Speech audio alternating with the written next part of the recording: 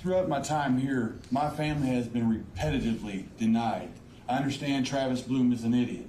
I understand that. Fully understand that. He holds a good heart.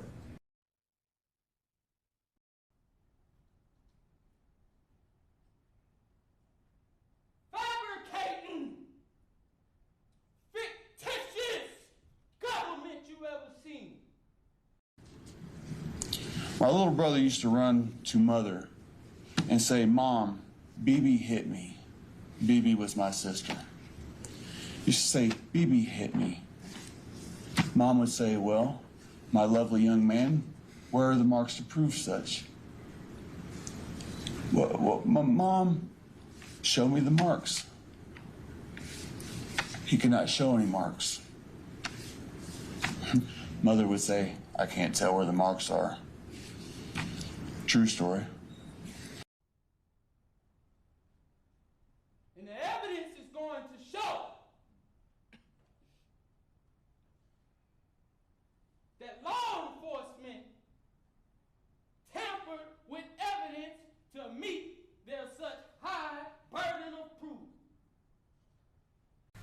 While I'm waiting for this, did you, whether it's true or not, believe that Mr. Randolph had slept with your wife? I wouldn't care. You wouldn't have cared? No. Did you believe he had slept with your wife? No. Did you believe he slept with your mother-in-law?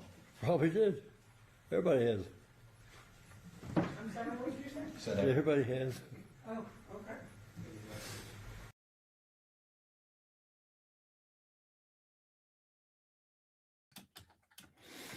Good morning, good evening, good afternoon, wherever you are, and brother. Because it's Tuesday, and you know what they say about Tuesdays, they come after Mondays, but right before Wednesdays. So that's why we should all appreciate them.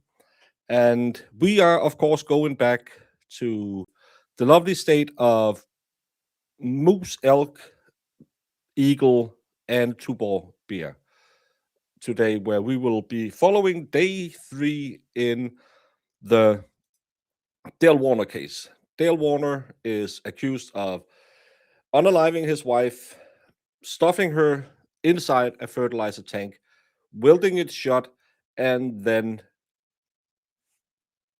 we are here. So far, the first 2 days have been very low pace. And today we are apparently starting out with 1 hour of body cam video, where the audio will be kind of like listening to Sue.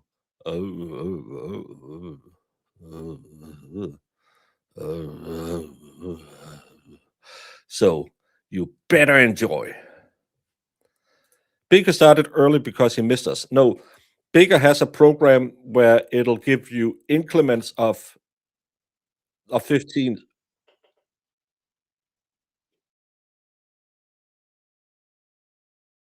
Hello.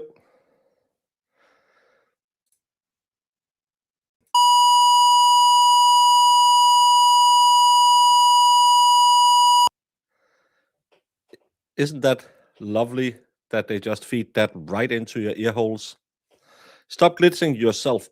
Again, I am not the lord and master over YouTube. YouTube apparently has problems again. So actually, I'm kind of wondering if it really was me who had all those problems connecting to YouTube with this program, or it is a YouTube problem. So shut up. You needed to wake up because you are a little behind. But that was quite the surprise. A little bit of noise in your ear holes. But no, my program only puts up full hour, quarter past, half, and quarter to. So just to make Marissa happy, I set it for 3 o'clock. So I am always early because Marissa is probably the person in the most that I know in the world who enjoys people being early. Marissa would never ever be late for anything. And that's a lie. Oh, it's Little Peanut's birthday today. 2 years old. That's not a lot. So, and I hope it's not like Lisa with her fake birthdays just to get me to sing. But thank you for mentioning it before we started with the show. So I had to cut it off and do the singing part in the middle of it. But let's do, and it looks like Rumple is kind of synced today.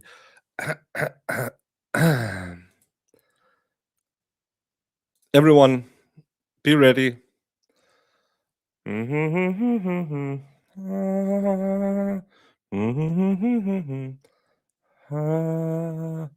And a one, and a two, and a 1, 2, 3, 4.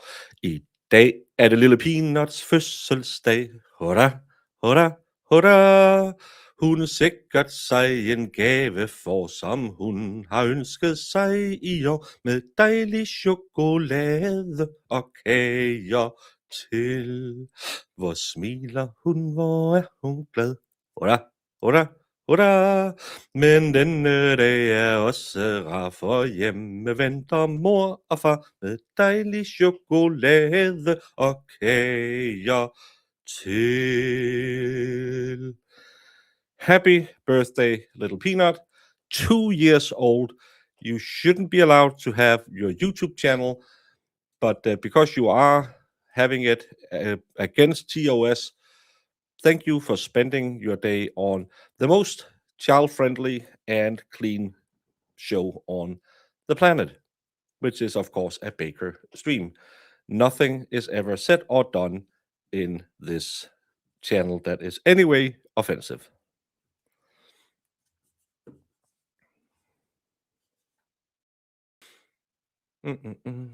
Oh, look. Oh, MLS, I like your songs.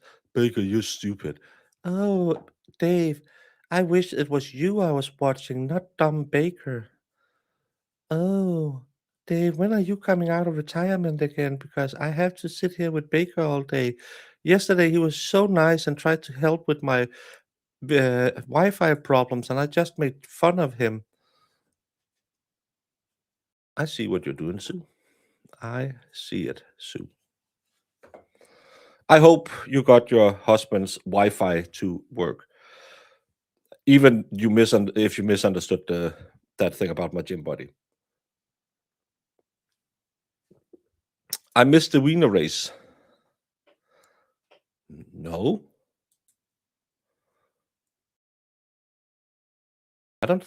I wasn't going to a Wiener race, so I don't know what it is. I don't know.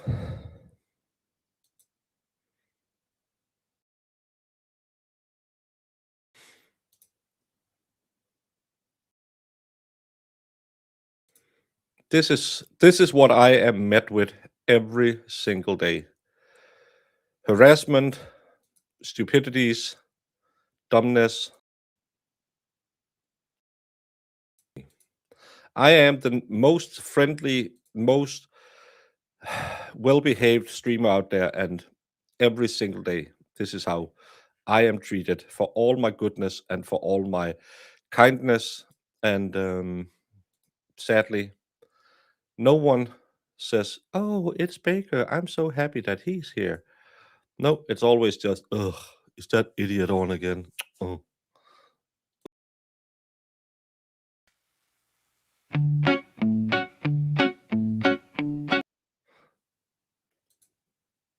Yeah, I just wanted to play another music so Sue can get angry at me. By the way, it's snowing. Yes, it is. People are mean to me, as always. Hey, Glowbug. Yeah, I'm never gonna not be it. Thank you, Holly Mac, for not jumping on the Sue wagon. Hey, Jen. I hopped onto your live after jumping off my local weather dude's live. I really want someone to bring me a cup of coffee at this point. Leslie, I will be right there. So I don't know where you are situated in the Americas, but somewhere between 15 and 18 hours, probably, if you're on the East Coast. Hey, how is it?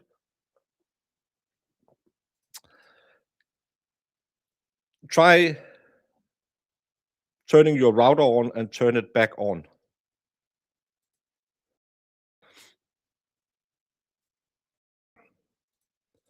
You got a part-time job as a weekend YouTuber. I saw that you were gonna cover, what was it? I don't know. And when is your Lego build with Jimmy? That has been in my feed for the last 6 weeks. I think I promoted it 2 weeks ago, and it's never happening.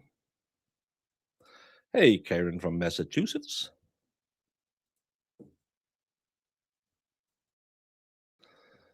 But I think all the glitching is, again, YouTube fixing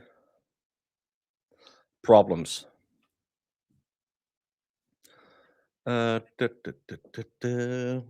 shouldn't have gone on this earlier. I have nothing to talk about today because I've really done nothing. I didn't even get my haircut, and it's haircut day. But when I was done streaming this morning, I was just, nope, I need to get out of here. And I went to the gym at way earlier than I normally go. So when I was leaving the gym, my gym bro came in. Hey, anime. Hope it's better over there today. My gym bro came in and said, "Are you already done? Is anything wrong?" I said, "No. I did an hour on the treadmill, and then I did like 15 minutes of stretches, and now I'm just." And then I went home and I watched the Foreskins, and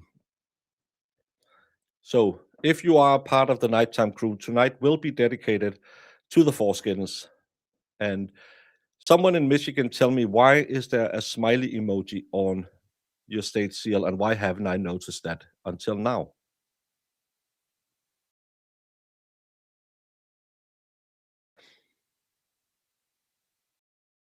That's Michigan is a weird place.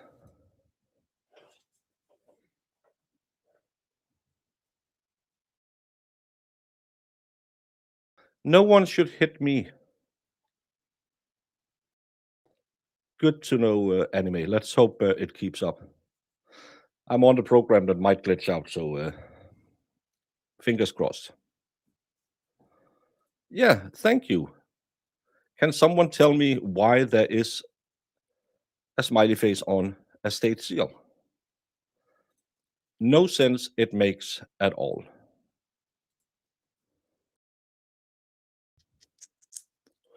Oh, by the way, I don't know if any of you goes on the Twit and follows people who cover the Kelsey Fitzsimmons trial. Apparently, some people have started sharing a video that Kelsey Fitzsimmons had made for the closed Facebook group, and they have taken that video and put it on Twit against her wishes, and now people are starting to reshare it. Please don't do that. Please consider her wishes and don't do that, because the people who shared it on the Twit had not been allowed to do it, have been told by several people that it was to be kept on the closed Facebook group. So please consider not sharing it, and consider, if you are the people who shared it, to take it down, because I've seen quite a few people have said, "Oh my God, I shared it. I'm so sorry. I'll pull it down."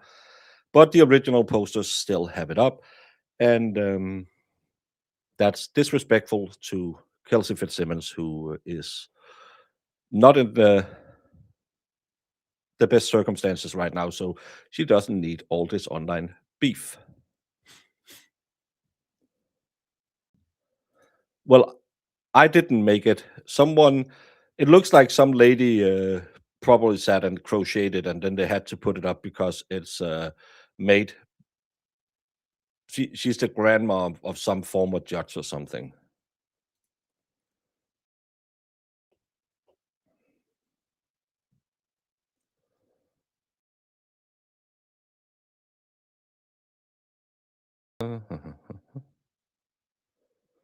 Verdict watch for the Faust trial. Well, you're welcome over here while you wait, and I'm sure someone in chat will tell you if anything come in. I saw they were working yesterday.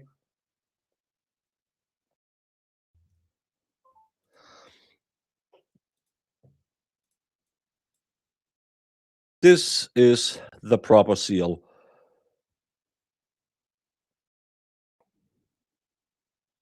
The Great Seal of the state of Michigan. I won't call it great because the moose look kind of, I don't know. It doesn't look like a moose. Si caris pensulam essenem circumspice.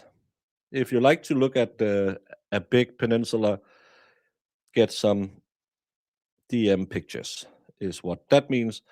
Tuborg is, of course, a misspelled Danish beer, and e pluribus unum is something like everyone together, or everyone is one, or something like that. I can't remember what that means, but it's also on your currency. But that seal was not done by a 2-year-old with certain disabilities.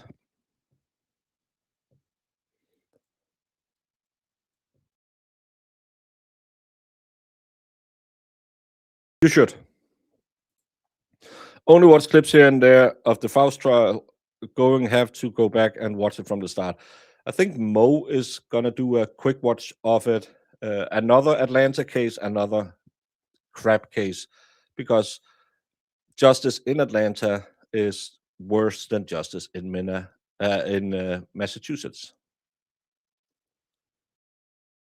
Those moose look like they're about to make a baby with that unwilling eagle. I think one of them is a deer, but it's hard to tell because I don't know. I think they never saw a moose, and they just what's a moose like? Kind of like a deer with a weird antler and a funny nose. Okay, let's draw that. Well, it's only one moose. Florida seal is better because, as we all know, Florida seal is an alligator trying to eat a snake with iguanas falling from the tree, and it is the state motto: "Beware of Florida man."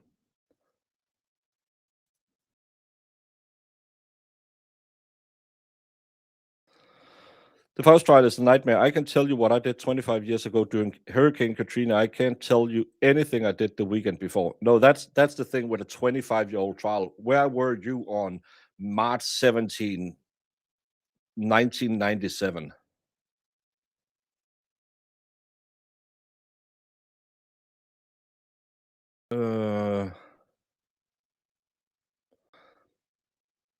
I think I was in the Navy at that. Yeah, because I started March 12th in the Navy, and then no, then I went home. Probably maybe that was around the time where we buried my grandma, because she died right after I started in the Navy. But was it 1 week or 2 weeks in? It was something like, yeah, because I traveled home in my dress blues, and the day after I returned to the camp and called my sister and said, "Hey, what's up?" She said grandma had gone to hospital, and the next day I was called to the office and she had died. So yeah, maybe I was at my grandma's funeral that day. I could be able to track that down.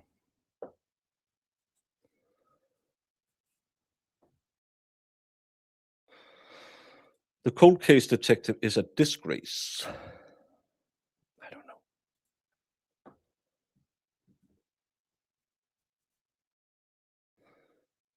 Well, I was 14.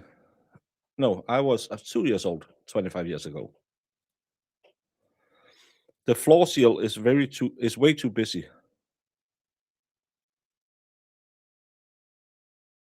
Drinking again? Hey, RJ. Well, our dress blues doesn't look like the Marine Corps dress blues. We have a very dark blue, almost black. It's called navy blue. Woolen. I don't know what you call that.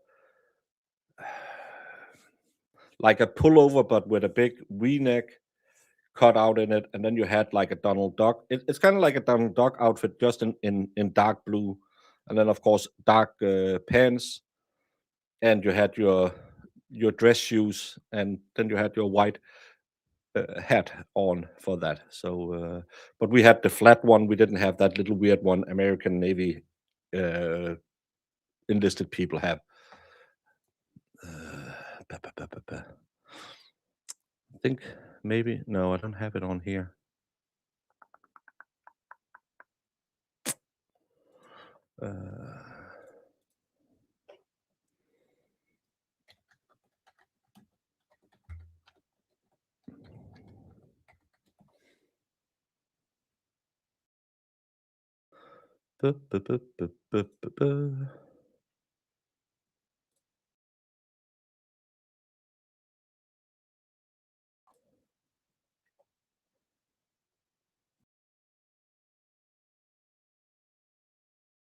This was our dress blues. And this guy, this is so weird. This is like 5 years old or something like that. I was in the Marines with this guy. He's never moved on. This was my sergeant. We were not the best of friends. And this is my little bass drum that I played when I was in there. That was a nice time.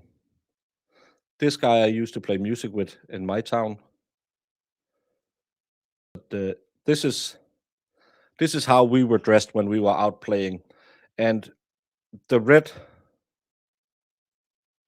we call it fangsnor, the red thing we have on our shoulders are only for specialists like we were, because not everyone could have them. It's like military police and stuff like that. So we were fancy folks.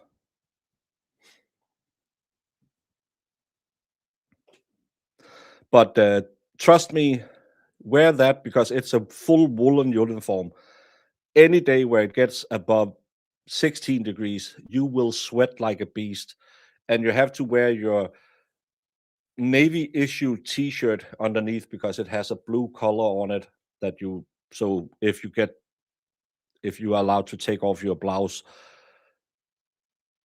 it's the most unflattering piece of material ever tossed together, and it has no absorption at anything. So you will sweat like a beast. And we had these bootlets. I don't know what you call them, like, boots, but with half the shaft. We only gave it half the shaft. And we have to meticulously scuff off the front of the boot. We would scuff that off and sandpaper it down so it was bare leather, and then we would have to dye it black.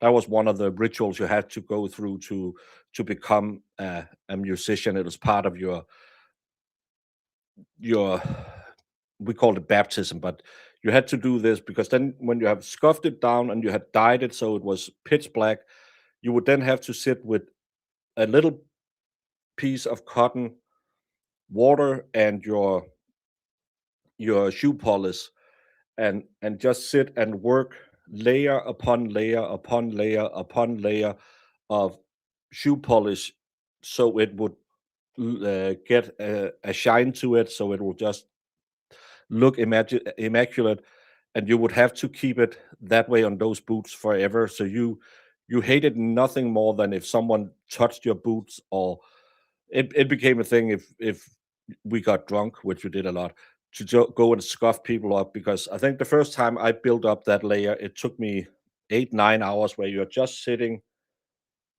with water, shoe polish, and small circular motions on the front of a boot to make it look shiny. We didn't do like the King's Guard does, those little cheaters, because they would put lacquer on top of it to preserve it. We would go out there with the shoe polish raw, and then go back and just shine it up again and again and again and again. That's why when I entered combat troops, or the green military, they were always, "Why are your boots so shiny?" Because I have been taught always to keep my footwear extremely shining. So that was that's weird when you go out to do field exercises and stuff like that. When I came home, I would always polish my boots, and everyone was, but it's our combat boots. We have one pair we keep nice, and one pair of combat boots. So I would always be the one shining all my boots. That's because you listen to Zach, and Zach is a idiot.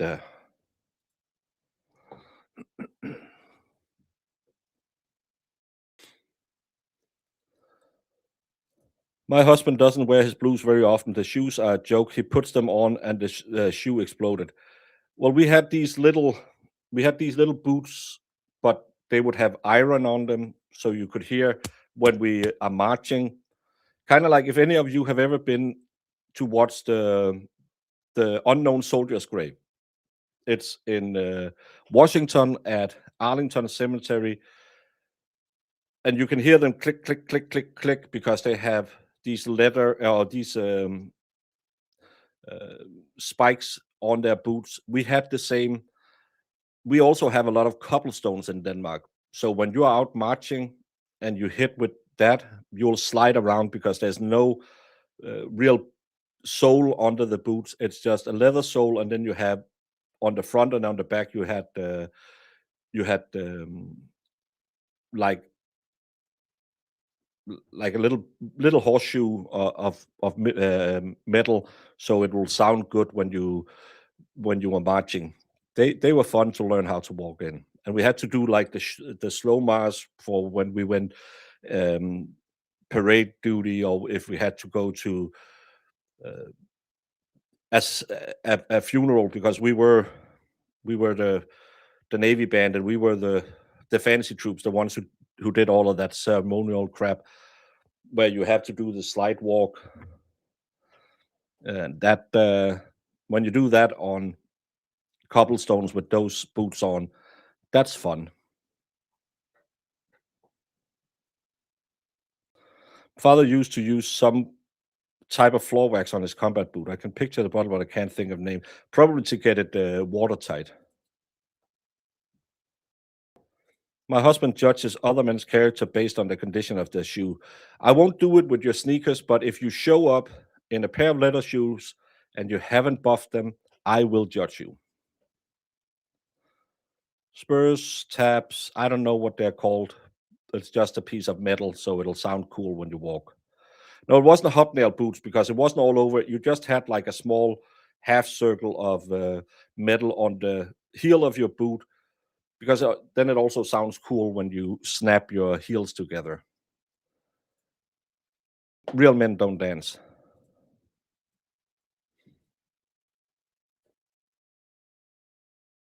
There is a great compilation out there somewhere of the guys yelling at rude tourists during the changing of the guard. It's totally silent, and you should not move around. I took my girls there when we were in Delaware, and of course, you took off your top covers and all of that, even though, hey, I'm not American, but still out of respect for the people who died for us. And you had all of these people who were just standing there. Yeah, I'm at this place now, and other people were just pushing them and telling them to shut up. Then we had a guy who went up and wanted to take a picture of it, and the sergeant, or whatever he is, the guy who inspects the changing, he just flew over there and just roar, roar, roar. I smiled.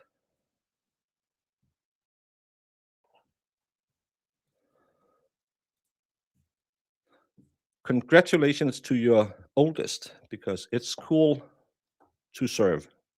It's hard. It's going to be a lot of heartaches for mommy and daddy and him. But in the end, even though I only did my stolen valor tours, you will be proud that you did something for others, not just for yourself.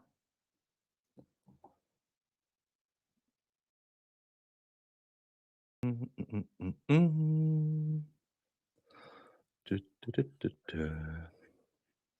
now we're 15 minutes late.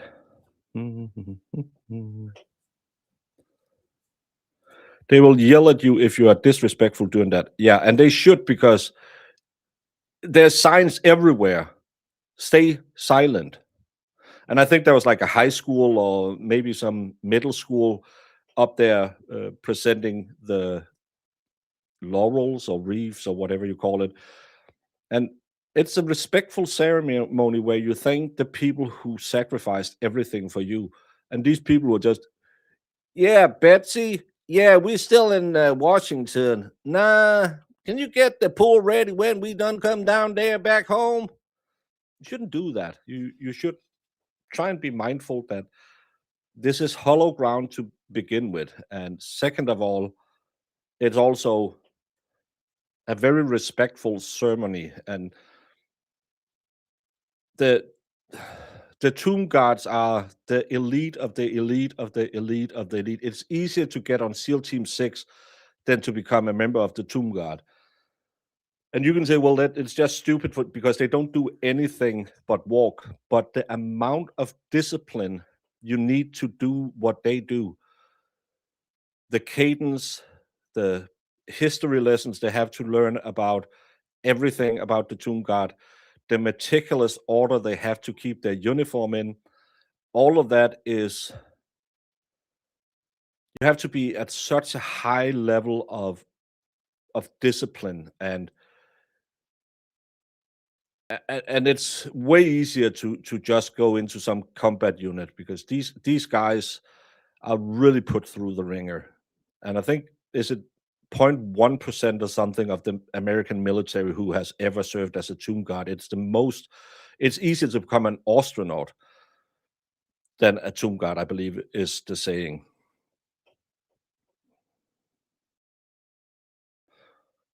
Well, that's why you like being here, because Sue does it to me all the time. I've been to the Tomb of the Unknown Soldier. It's a very somber but beautiful experience. It really is. No, Carol, I am not from Ireland. I am from the people who used to go to Ireland and vacation. We did it a lot back in 800, 900, and 1000, where the Vikings went out there, because I am Danish, the superior Scandinavians. I'm afraid to take my boy there. He asked questions, which is fine, but OMG, he asked right in the middle. Well, you can. Shh, shh, shh, shh. Yes, it's a very high honor, and it's. I watched when I came home. I sat and watched that. There's a documentary, you can find it on the YouTubes, and where you see what they have to go through, all the things they have to remember, why there's this amount of steps, and I think was it during Hurricane Katrina, or there was some hurricane coming through, and they still took the guard because it means so much. It's such a great honor for them that even though they were told, no, you can stand down because it's seriously dangerous weather out, they still walk the patrol. And they do it when there's no one there, because one thing is I was in the Navy band. We dressed up. We went out. We said hi to the queen. We had a queen when I was there, and we did that. Then we went out and drank beer and had fun because, hey, we were mommy's special little boys, so we could do a lot more than normal soldiers could do. So we were only fancy when we were in uniform. These guys are, they live this life.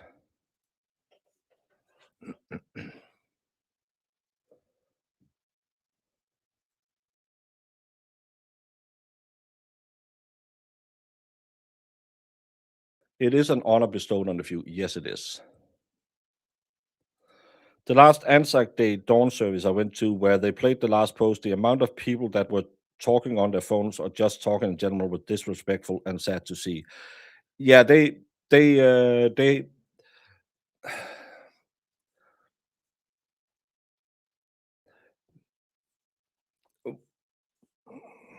we have it too good, and it's been too long since a majority of us had to endure the hardship of a war. Because my parents' generation, who was born during or right after the last great one, they knew what security was. My dad was he was enlisted when the Berlin Wall went up, and he had turned.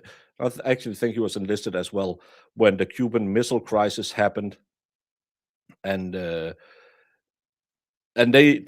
were issued live ammunition, which was really weird because what could have happened at that point? Everyone was afraid that the Ruskies might have tried something.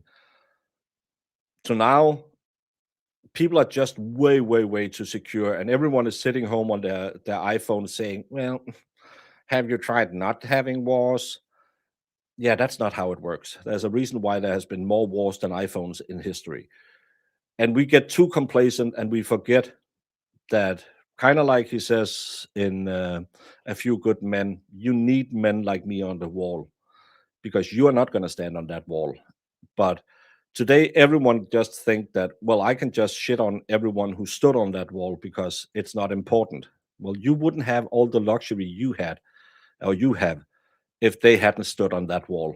And sadly, a lot of people have forgotten and just think that, well, it was something we learned about in the history books because that generation is dead now. Most of our parents or grandparents, sadly, are also on the way out. And we just forget because if you don't hear it from people who lived through it, who can tell you what hardship was, how we had rationings up into the 50s in Denmark, where you couldn't get certain food items. You just think, nah, I can just go to Costco. Well, you can't if the bad stuff happens. And I think it's true what they say about hard men make good societies make soft men, soft men make bad societies. And sadly, we are on the soft men right now, and it'll probably bite us in the ace because we think that, oh, we can just talk to people, just like the Huns at the gates of Rome, just like the Mongols at the gates of Vienna, just like any other major escalation before. It will happen again when there's someone who thinks, oh, they're so weak, we can take them. So thank the ones who serve so you don't have to.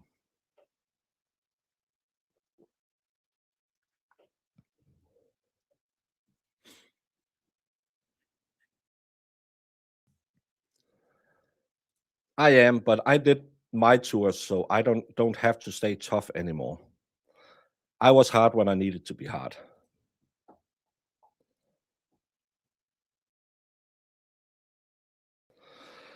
People don't honor sacrifice. Lost a loved one shut down over Nam. Still can't eat Vietnamese food. I like Vietnamese food. We had a lot of we called them boat refugees in the 80s. There was a lot of the non-commies who fled Vietnam, and then their children would come into school with us and show us. We had these culture days where, because we also had a lot of Turkish people or Pakistani people and all of that, so we had these culture days in school where the parents would come and make food from their own countries, and that was wonderful days. And that's why when I found out that I have that genetic defect, that I can't process cilantro the way most people can, because I thought that the Vietnamese food tasted horrible. And one of them said, oh, try this one. And it was the best I ever had. And she said, oh, that's cilantro. Not everyone can eat that. And I was like, okay, but I really like that one. It was small little spring rolls. Oh, they were good. I can remember it to this day.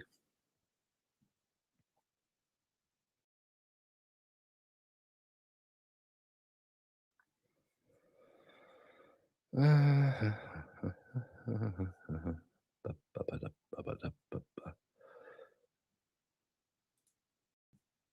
I don't know. I've never tried it, so I don't know what part needs to be hard. My grandma used to talk about how they would put pancake makeup on their legs because they couldn't get stockings. The silk was all going to make parachutes. Actually, a lot of servicemen would cut up their parachute and then send it home to their girlfriends to use for dresses and stuff.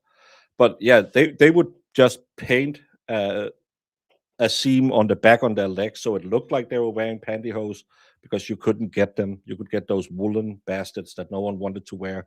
So if you wanted to look fancy as a lady, you would just draw a line on the back on your leg, so they said, "Oh, she's so fancy. She still have pantyhose, and or stockings or whatever it's called."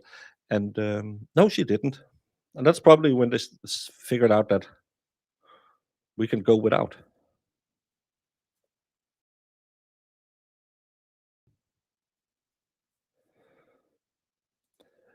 I think T-Rex can help you with that problem.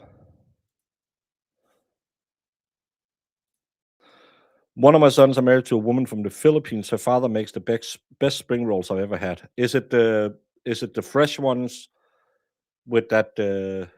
I don't know what that wrapper they've just put in water, not the deep fried ones, but just I like those. They are great. And yeah, still nothing from court. I am just filling time, so I am paddling like a duck on water, calm on the onside, on the low light. We're talking about Vietnamese food, and how good they are. Lot lizards need love too, but pay them or Marissa will find you. I'd be there with hairy fake pantyhose. Yeah.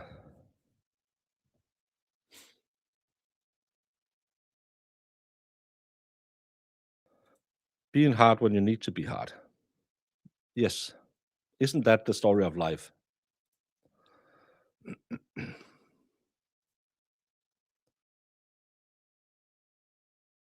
I don't mind. You whatever you want to wear, I'll be fine. Um,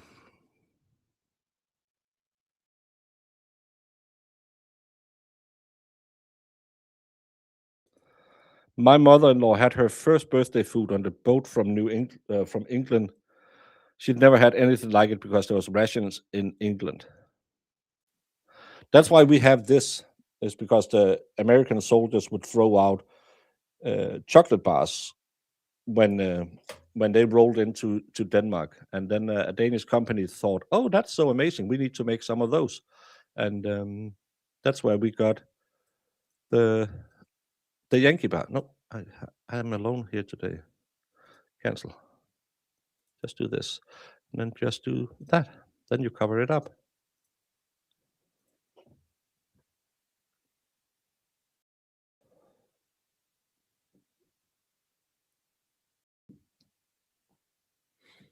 He kind of looks like the BTK unaliver. He looks way worse than he does in the body cams, but he's also been in prison for 2 years, so probably not the healthiest of places for a man his age to hang out.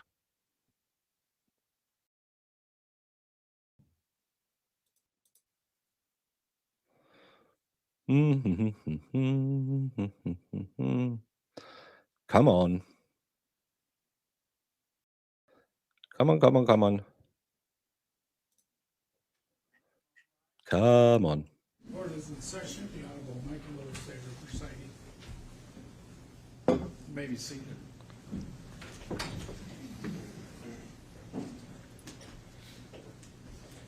Good morning. We are on the record in file 24-21841-FC, People of the State of Michigan versus Dale Warner. And we are at this point prepared to resume. He's in prison. Trial. We Jail. did have a discussion in the jury room. I think there are some additional exhibits that the parties have stipulated to. Is that accurate? That's correct, Your Honor. I believe we would stipulate to exhibits 23 and 24, and exhibits 26 through 59, and exhibit 149.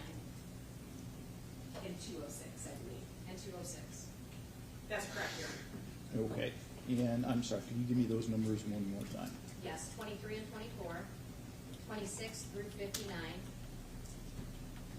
149, and 206.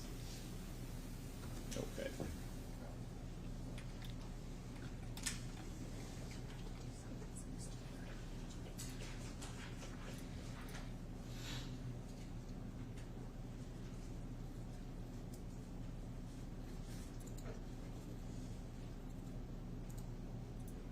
All right. The other issue that Hey, Mandori. came to my attention, and I'd like to just address members of the gallery that are here, is that I'm going to ask you during testimony, during the playing of videos, all of that kind of thing, not to nod your head in agreement or disagreement with anything that you're seeing or hearing on the witness stand or in the videos or anything else really. It can theoretically be seen as communicating information to the jurors in an inappropriate manner because it's not coming from testimony from the witness stand. So if it becomes an issue, that is the type of thing that can result in me asking someone to be removed from the courtroom.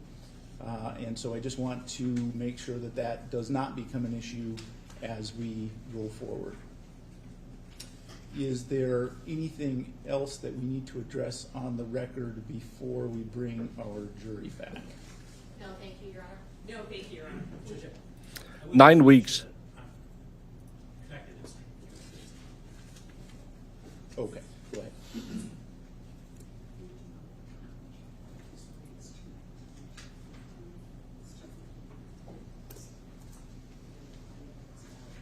I don't have, do you have anything that's plugged into the HDMI? I do have the HDMI plugged in. It's not registering. Try unplugging it and plugging it back in, see if that helps. Hey, Sue, that's what I told you to do yesterday. If you're Plug it plugged in, plug should it back out. automatically just take over.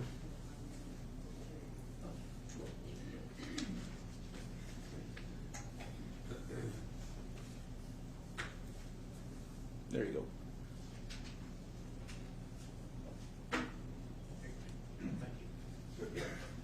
Would you like me to have the witness brought in and be back on the stand since he was going to testify? Yeah, why don't we do that? Awesome. Thank you so much.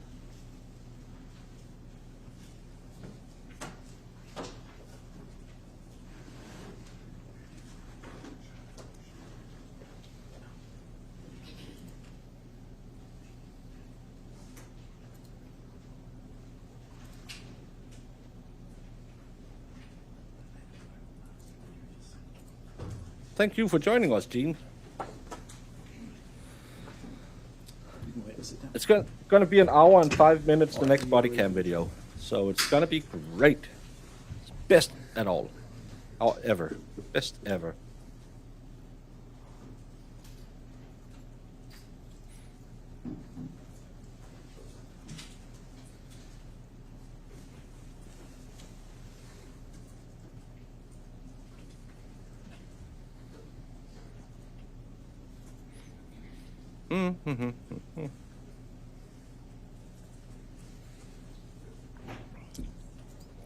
At this point, you just hope it was going to be a booty cam instead of a body cam, because oh my God, it was boring.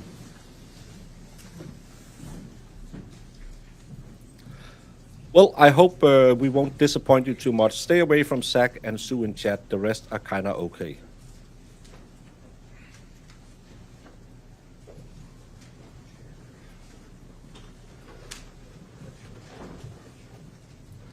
Well, that's like saying a swift kick in the nuts is better than a slow kick in the nuts. It doesn't take much to be better than law and crime, and everyone's guilty. All right, and sir, I'll swear you in again, so if you could raise your hand and swear or affirm to tell the truth, the whole truth, and nothing but the truth under penalty for perjury. I do. Thank you. Good morning. Just want to ask you 2 follow-up questions before we move on to your next body camera. Okay. On the 429, we showed a photograph of you in the spray barn. Do you recall that? I do. And you described a safe that you observed in there. Yes, Do you remember that safe? I do. Can you tell me approximately what size that safe was? Yeah, I'd say approximately like 4 foot by 5 foot. Okay. Sort of And height. when you were on the property on the 29th, do you remember if you guys seized the surveillance footage from the Munger farm? Yes. Okay, and do you know how that was done at all? To my recollection, we contacted their IT person. I think his name was Kyle. Okay. And he came on site and helped us disconnect the wiring and take what we needed to take. Okay. And then the next time you went back to the Munger farm, do you recall what date that was? It's been May 3rd. All right. And at this time, I'm going to play Exhibit 219. That would be the body-worn camera from that day.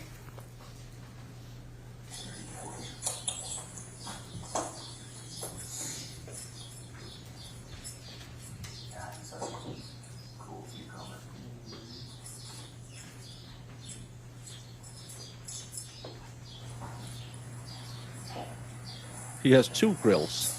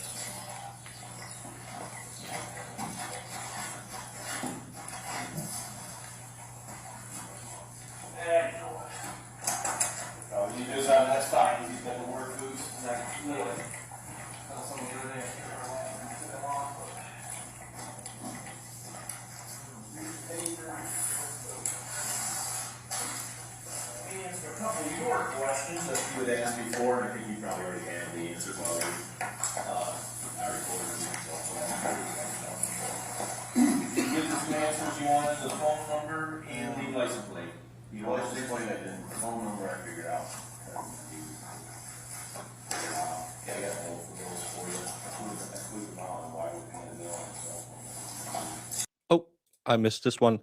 Thank you, J7, for gifting 5 Broken Baker memberships to Kelly Crochet, Sea Swept. It's been a while since we've seen Sea Swept. Wolby Fox, also a name we haven't seen in a while. Beachy, Angel,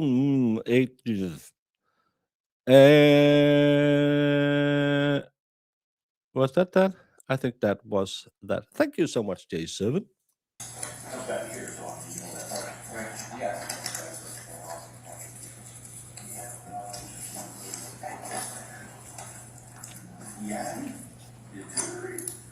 G-I-A-T-A.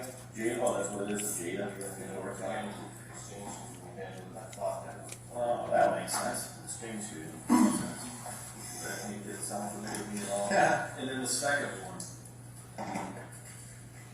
License plate, total legit. He made banana bread. Hey, Coke.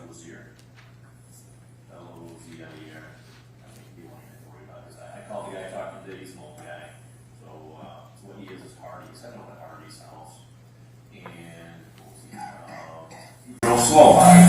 Brand new truck, didn't want to get dirty, you know, muddy. He goes by slow and it's funny because he turned driver and turned around back this way. He said he's gonna go visit him and then for whatever didn't end up seeing him or whatever. But I said he doesn't know you guys. He knows your wife. Because he didn't even drive. He drove here, leaves the driveway, turned in, back up, and back. It wasn't like he went down the road. Oh, I'm not going to see Greg come back. That's why he threw some flags. No, I mean, it was like somebody stalking him, trying to buy some back. He said he didn't know anything about this interview today. I did it today. He said he had no clue that she's missing. So, yeah. And he's no family. He said my wife, she has to open mouth right now, which I know you know this by now. Everybody, you know, I'm doing on him. Yep. And in a search of roughly 40 people, 35 to 40, you know, family members or whatever. They asked me if it's okay. As long as you guys got legal permission from people and you want to search and look it up. So I'm fine with that. Half-assed for what's worth. Like some people are like, oh, why wasn't Dale involved? Dale's with the daughter at the soccer, and at this point, it's important that you are with your daughter to give her support. So, I mean, almost everything I'm looking at, I'm going both ways. I'm total open mind. I'm looking at, why are you? Because that makes sense. But then, you know, you look at the other things too, so I've been that way with food sold investigation. Before we, you know, go further, do you have anything for us right now? I did have a bunch of questions, but I got to write stuff down. You go through your head and you have all these questions, and now you're here, now I'm drawing a freaking blank. Hey, you know, I'm just like... Same way. Well, you're from the hip, so when we're talking, if that remembers, fire right away. We're going to go easy. And what we will do too is I'll go back and try to answer some more stuff for you. So what we did that day, so thank you for everything. Same thing like that. Vehicle swap. You know how I laughed and forgot to do that. He did it. Well, you know, he's like, okay, I didn't know you said you had Kevin and whatever. So we have that. I have one of our girls, the same one that took your cell phone in her own bag. She's going to go to the state police lab tomorrow with the blood. Hopefully, this lady hasn't come back. I haven't turned it in yet. I haven't. I think it's our process. I mean, it's weird though. I mean, I was there. It makes almost no sense. I'm a farm boy, I'm a hunter, and it made no sense. I mean, there wasn't a burr on the metal door. Or looking for something to catch on. Yeah, it wasn't that. You know, also same thing. You go underneath your barn. The woodchuck normally has his little belly rub marks. It's not there. Nothing. It just. He's a very smart man. I'm sure you can all that. What are we talking about? Yeah, we don't know. So, but we have processes, so it takes a little while. Hopefully we'll do it tomorrow. I'm waiting for the state police to call me back to see if they'll even take it. If you don't have a crime, a lot of times they won't take stuff if you don't have a crime. What have we done with the iPad? No. Okay, so you're going, turning back, and I haven't seen any results other than the guy telling me, hey, Finley? That's it. But you caught that before I even, you know, I'm gonna let you talk, but you caught it before I even got to you, so that's perfect that you did it first. So, what I got? Who had belly marks under the barn? Stop clicking that pen right next to the...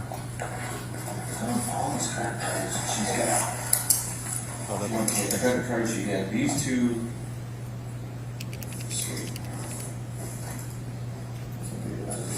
I think so. These two are in the caddy. And my partner said they went through the vehicle and said there's credit cards in there. I mean, I've never seen. You took pictures of it. I've never seen this one. It says it's Alex American Express, but it says Macy's. This is our second card. That's and then the Cabela's cards, which I think these were in the Cadillac. I think I went after went through it again, just trying to figure out. Right. And I mean, I'm trying to make sense of any of this. And it just, Oh yeah, absolutely. Like I said last time, when you're doing this comes around 100 times. It's all. I mean, we got 3 businesses together, stress levels high. Yeah, Squappy, we're playing Uno now. It's words get thrown. She takes out those Zach's house. Big deal. Right. This time, now what? Like that. What exactly do you think makes this time different? What happened leading up to this that might have set her off over the edge? I don't understand it at all. Other than COVID, she's not been right since COVID. I mean, mentally, she just has been very unstable. I mean, I don't know. I'm just completely puzzled. She just wasn't herself. This is the is it the 4th interview? I think it's the 4th interview. She went from she just had COVID and she has some migraines. Then she was popping pills and potentially getting them off the market. And now she's unstable and she's been really weird lately. Her medical history has evolved quite a lot over this few interviews. 3 weeks she had COVID, 2 weeks she's on it. She never left me for like 2 weeks. I'm like, damn, that's not like. And you know, I felt like shit, tired. I just kept going. I kept going outside, just kept working. I personally, I don't know if the difference is just keep going and getting fresh air. 3 years. She stayed in the house. Dust and You should be the way I mean, I was like, pumping anhydrous. I mean, my lungs could burn because I breathed a bunch of it in. Yeah, personally, I haven't heard that. And I know, you know, does things, but I haven't heard more really just changes into it temporarily. But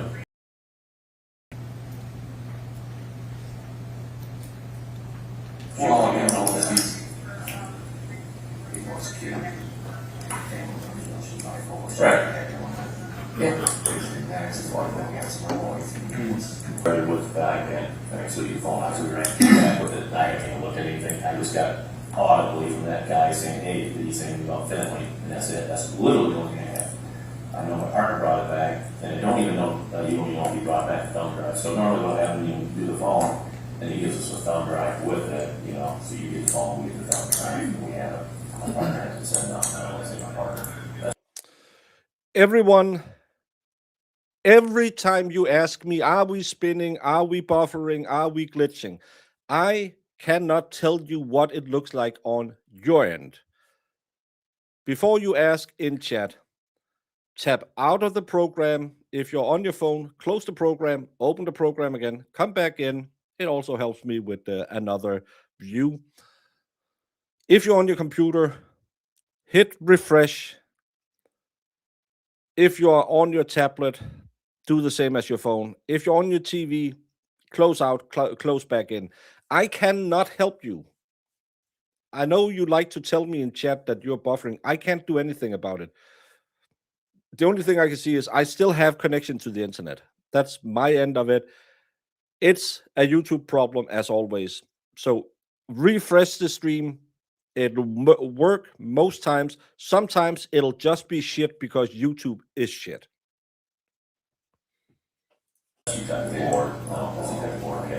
Partners. You're probably going to call him my partner because we're working together. That was shown during opening statements. They found this tank with a very crude weld on it. They took an x-ray of it, and on the x-ray, you can perfectly see a body inside of the tank. My other partners, Dale and the other one are just doing stuff that we're kind of throwing at them. So the iPad, at that time, he did go on Friday, so the Friday's my day off. Detective Ward took it to Monroe and dropped it off. That wasn't as pressing to us as the phone originally, so I don't post that. Okay, I was curious. I know Zach was saying some charges came up. Yep, which was a positive one until the fact that he told you. He came back to the office when we were going over to the office and shit, it's a monthly charge. Yeah, automatic withdrawal or whatever charge that you think. The other one was Amazon for $64 or something. I think it's the other one.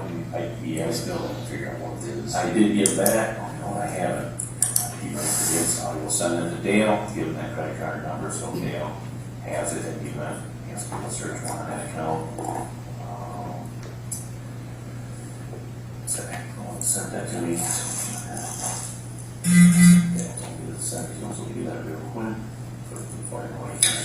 Okay, yeah, absolutely here. So, at this point, being this far out of things here from the day she's gone, it's been over a week here, so now we're really just kind of back to square one, right? Trying to figure it out.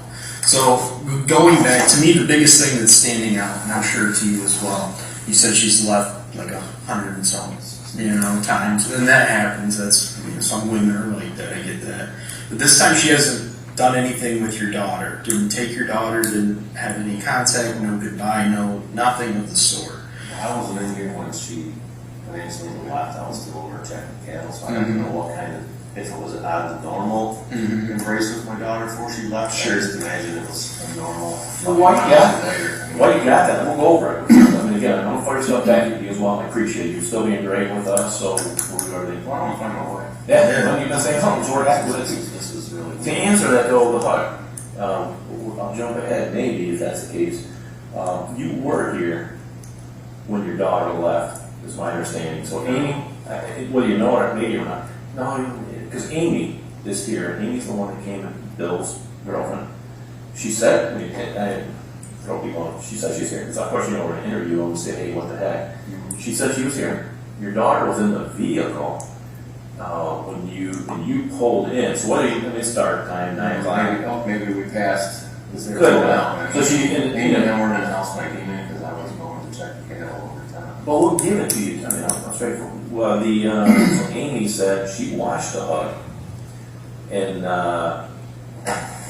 we get enough. We have basically two main things that kind of happen at this point. But she watches the HUD, and it's not like I never see you again.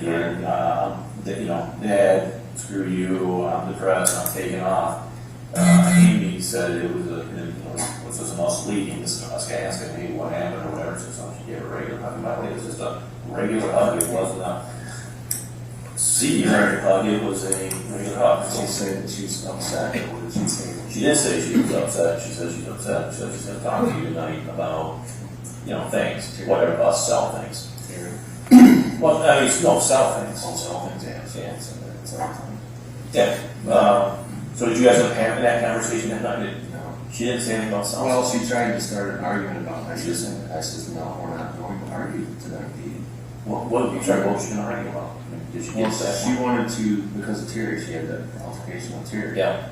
And they went over it, and she kept saying, you won't back me up. You won't back me up. Nobody cares. And this is one Dee, you know you were in the wrong, and you want us to agree with you. And I says, we're not going to argue tonight, because it gets us nowhere. It doesn't. You push my button down, I said, we're not going to argue. And she kept persistent, and nobody cared about her, and you know, and I getting back up with Terry and Todd, and Terry quit. I said, Dee, we're not going to argue. It's not. We're on the subject of Terry. We're not going to jump off. And she did bring up, oh, let's just sell everything. I said, Dee, it's not your decision to sell everything. This is our business. Right. You're upset. Why are you going to? Right. Until she said about selling anything, I never heard this conversation in like 2-3 weeks or longer. This conversation never came up until she's at the soccer game, and she got calling out on the phone, and she calls me and says, just out of the blue, I'm telling all the help that she's on Xanax. I never talked about Xanax to anyone. Thank you, Side Eyes. Thanks for fixing the buffering. You are number one in our hearts. Yeah. Let's just say that's what I did. I'll take all the praise for everything. I can't hear anything. And that guy with the clicker, Marissa, please call Courtroom and tell them to get him in contempt of court. Sure. And she just wouldn't listen, or she would not let me get a word. She just was convinced that that's how it was. She just, we're just selling it. The phone, I never heard from her again until I walked in that night. Gotcha. Okay. So that happened before some Saturday night. That was like Saturday afternoon. That was about Saturday 11 o'clock. She was at my daughter's soccer game. We went to the hotline. We went there in the morning, and when I left, she said her soccer game was at 9. So if I look back through my phone, it seems like I called her about 9:30 and asked her how the game was going. And she said, oh, it's not. Excuse me, it's not till 11. I'm sorry, I screwed up. It's not 9:30. It wasn't at 9. Yep. So I did talk to her once before she went to the game, and then she called. Thank you. 27 months with Jemima. He's someone who shouldn't be allowed click pens. Yeah, give him a pencil instead, because he or maybe he should just start smoking again so he could stop being nervous. Called me. I thought she was calling me about something going to be in the store or something was good, and then she just went off that. Why am I telling people she's on Xanax? I helped, and she got into it with Terry, and we're done. We're selling everything.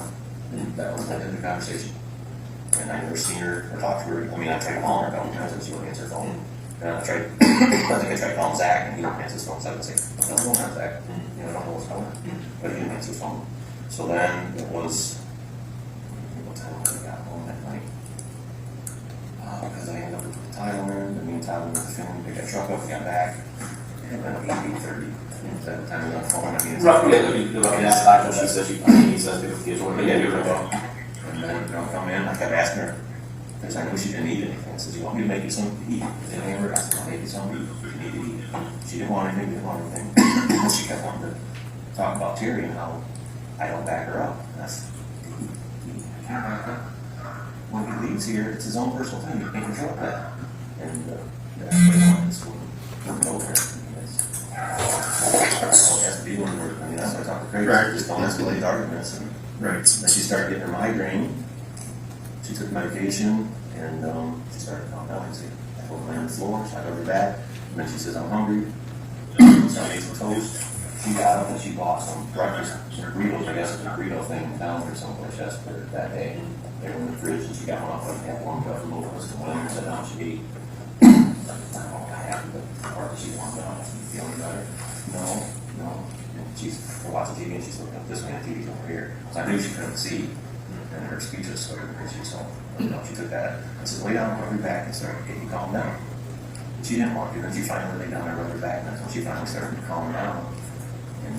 And she started to go sleep, and I helped her get on the couch. And she was sleeping good and hard, and I think that's like midnight, 1 o'clock. And then I went and got to bed. And then, So you went there for that? yeah, I went probably 1 o'clock. I got a drink, and I just picked up, food and stuff was out. Went in, laid down, went to bed. Well, I didn't take a shower yet. Same shower, took a shower, went in, went to bed. Got up roughly around 6 o'clock. I didn't never hear nothing all night, so I figured, she'd sleep the dog for a morning. But how long did you go to bed? Now you're cleaning up. I was taking a shower 1 to 2 o'clock. I have in-ear monitors. I can hear what he's saying, but I just don't know what it's about. Making food for her, getting up, taking a shower.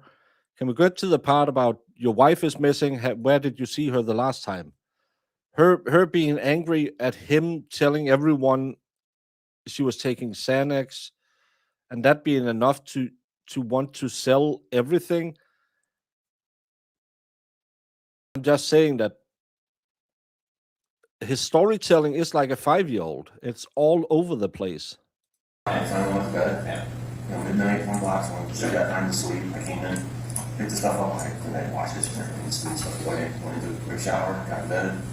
Brushed teeth, and when I got up in the morning, got up from the bathroom, and she was still sleeping. So like you said, at I night. see snoring away. And then I went out through the sliding door here, went out. I come back in, I forgot something. I got back out, got the loader, I came around the building this way, went back, got some chemical, went back. And I mixed up the batch, and I think I forgot some other chemicals, so I was on the loader again, come up front, got another back loader, went back loaded.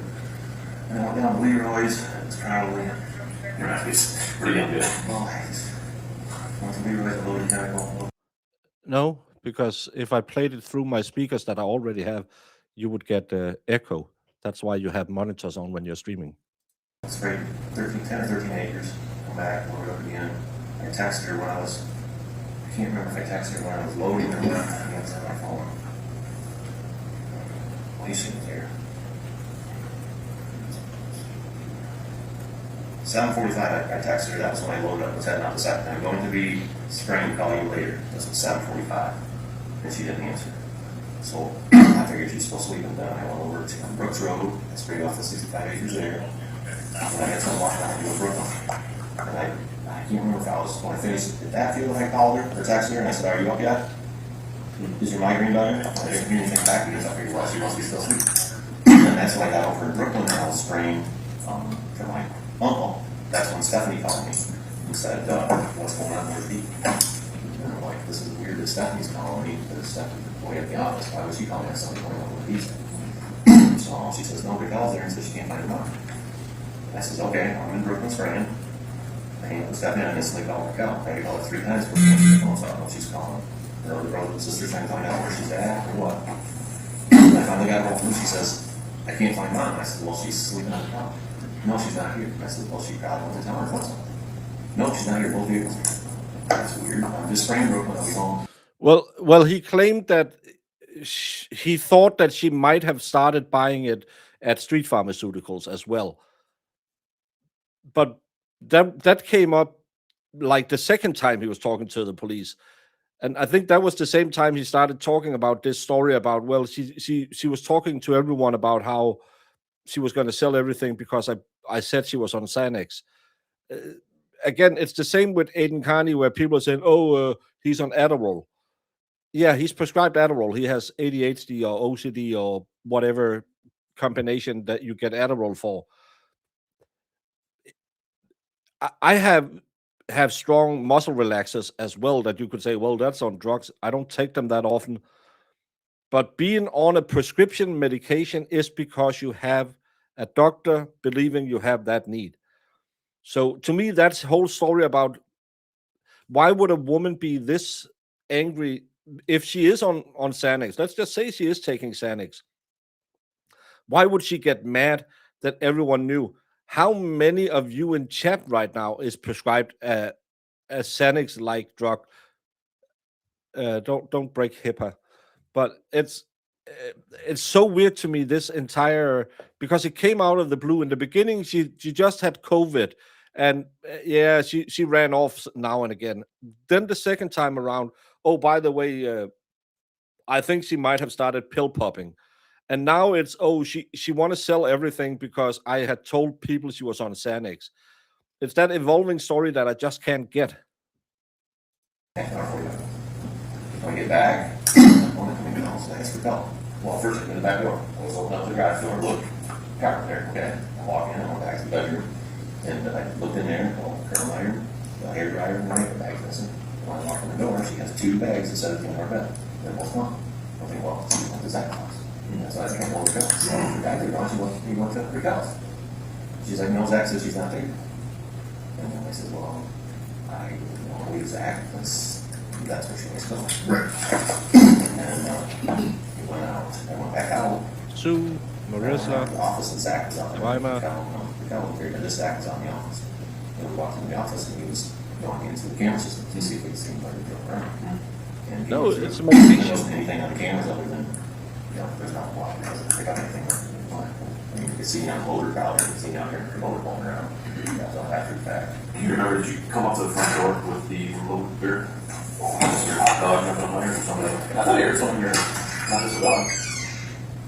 Oh, okay, okay. Sorry, the dog. Okay, we heard that. Got it. No, we went out to the office, and you were out looking at security cameras when I went out there, right? When I first came back? I do, like, right over here. Oh, here? We walked down. I don't remember walking down, but well, then you said we walked down. So we went in. Had you been looking at the cameras before that then? I didn't get on them at that point yet, no. Okay, I thought you were looking at it. Then you started looking at it when we got in there? Well, we got in there, yes. Okay. So we were at that, and then we walked back into the office. And that's when I looked down after we walked into the far side. You were talking about and that's when I looked down at my desk and I see my ring check. Oh, shit. So then he looks And she's never done that. No, she's never done that. She's threw that off before. She's like, pick back up, put it on something. She's never left it. So after that, he looked down there and we couldn't see anything, and the rest of the kids showed up. And I said, well, we can't really do much. This is not something that's not. I kept asking Zach, are you sure she's not in your house? Are you sure? Because Saturday, when she was upset, he wouldn't answer his phone. And that's usually the normal is, well, okay, mom's upset, Zach won't answer his phone because she's in his house. So I wasn't that real concerned until probably Tuesday, Wednesday, and then started saying, like, okay, something's off. I was concerned because she's never left Angelina ever. You know. Well, Angelina's right. And there's a deep gas, we've been over that, so it's whatever. I mean, that's where I'm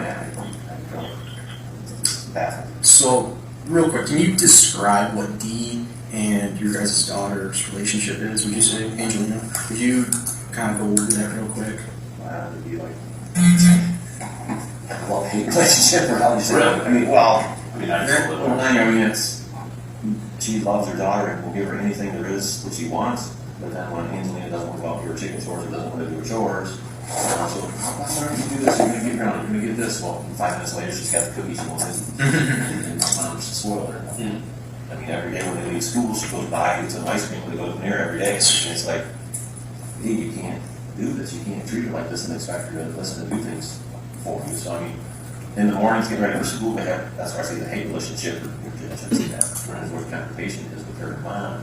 She's always asking me to get ready. Like, it's a typical 9-year-old when we got to bed. She's got to get up at 7, so she can leave here by 7:30. Angelina's rolling out of bed at 20 after 7. You know, her mom's screaming, get ready, use the fat shirt, and that. But, I mean, it's just typical. I mean, she loves her daughter to death, so why would she? Right. She more mother, or she more best friend? Best friend. Best friend. That's pretty young age to be best friend. It's definitely best friend. They are. But, I mean, how do you differentiate best friend and mother when you're... She's the baby at night because she's the baby. So the only one you two together with that. That same question, same question to you and Angelina. Relationship, how do you... We have a good relationship. It's just, I'm not here that much. I mean, I just a hard work to bring home all the time. I'm outside all the time. I mean, when she was out, we want to see the garden and stuff we got downstairs. We started transplants and doing stuff outside. But as far as, well, just like, this week when he's been gone, it's been hell. I don't have experience for school. I don't know if she's supposed to be a soccer. I don't know if she's supposed to be pure gymnastics. It's not like a bitch.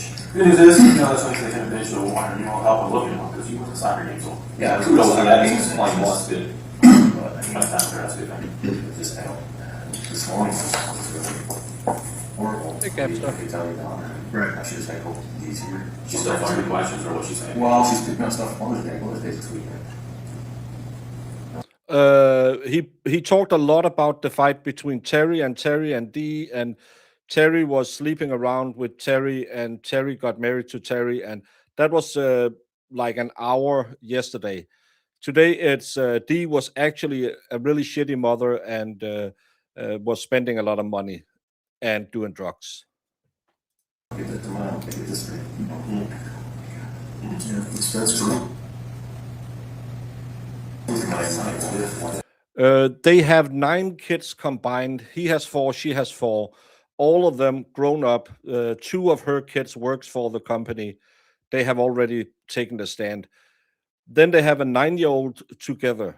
But remember, just like in the Karen Reed case, kids are small little kids when we talk about them, even though they are 22 years old and shipped off to the Marines, because then you can cry about it and say, think about the kids. So, Sorry, it's a strong. Hopefully, it's a strong one. Yeah. Hopefully, that's stronger. He's like pulling on. I mean, we're getting stuff from them. We're going to really hear from all these things. good. Okay. And then going back to that kind of dispute you guys had on Saturday night, right? So you guys were arguing. She's trying to get you to argue. She was upset. The whole Terry thing was going on, or Terry and Todd. And so she had tension. She was upset. She was trying to get after you for it. You didn't want to get into the whole next. Yep. So how would you rate that night as far as you guys been married 20-some years? You got in plenty of fights, I'm sure. On a scale of the 10 being the worst fight you ever had, it was 1 being 5. Okay.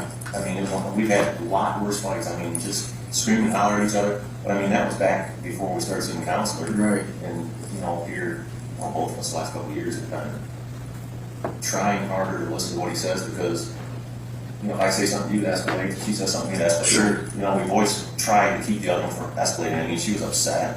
But it wasn't. That's what's weird. It wasn't like the worst fight we've ever had. It's like just a mediocre. It was over a freaking employee. Right. And she's like, I'm going to sell everything. I'm like, no, Dee. Well, that's good. Yeah. So how did an employee get this worked up? Right. That's what. We have had no medical information so far, other than she is in the tank. I can't remember. Did they talk about it in opening statements? Strangulation or blunt force? I don't believe so. There's clearly a piece missing, right? Yeah. So I mean, it's like, what did she not tell me? Did the Terry woman, did they get into something that she didn't say about? Or is there something? I don't. There's more to it. Right. Obviously, there's something more. It's been like our worst fight ever. So far from that, yeah, and that'd be kind of understandable. She had her ring on your desk on Sunday morning. That'd be understandable. She was trying to walk away. Yeah, absolutely. I get that. But the fact that it's a 5 and she's not going to say anything to her daughter, her vehicles are all here. That's weird. Yep, absolutely. That's a good word for it. Yeah, absolutely. So, let's see where else. Going kind of in the same thing here. So, for hotels in the area, has Dee ever, for any reason, stayed in any hotels that would be somewhat local, Washtenaw, Jackson? She was staying in these hotels so far over 5. I figured that. So I was thinking like maybe Ann Arbor would be the closest. Ann Arbor would be 5-star. She likes the Weathers.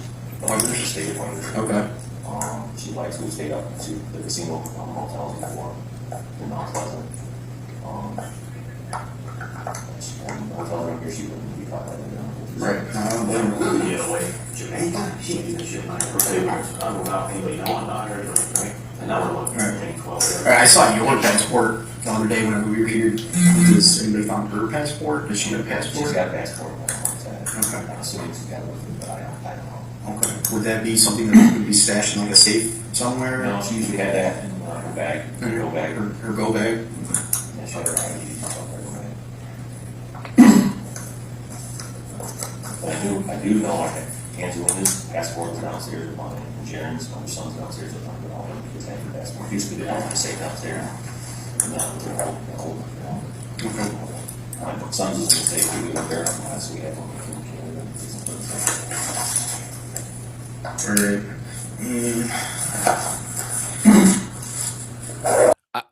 Again, innocent until proven guilty, as always on this channel. But if he did it, he is a cool cucumber. he has never really shown any emotion other than, yeah, he gets a little sometimes, but there's not a lot of it's not like he's hysterically crying or anything. He's a cool cucumber. From my fishing place in Canada where I go, they'll talk about opening up a train, but they also talk about the next day for the, the coronavirus will lift over. And the noses are different in different provinces. I don't know that. Not just border. I don't know if you go to the border, we gotta worry about getting across the border, that's the main one. Saskatchewan, lots of people running up there. If you want to hit on the... I wanted to know. We look at everything. I mean, you are a huge potential suspect in this role. It's not sure. I can, again, here I'm sure you're going to be more some people aren't talking to you or whatever, but and then you get suspected anyway, and what it is, the husband or something like that. With that being said, same thing, shut everybody up. It's been a few days now, but if I can, just a picture of your arms. When I use this in domestics, and it shows, I use it for the order. It says, look, I don't have any scratches. But that's good for you too. If someone's really doing something hard, right? That's a good one. Look, I don't even have a crack. Ladies, I'll stop it here so you can go turn on the cold showers because you're going to see a real man now.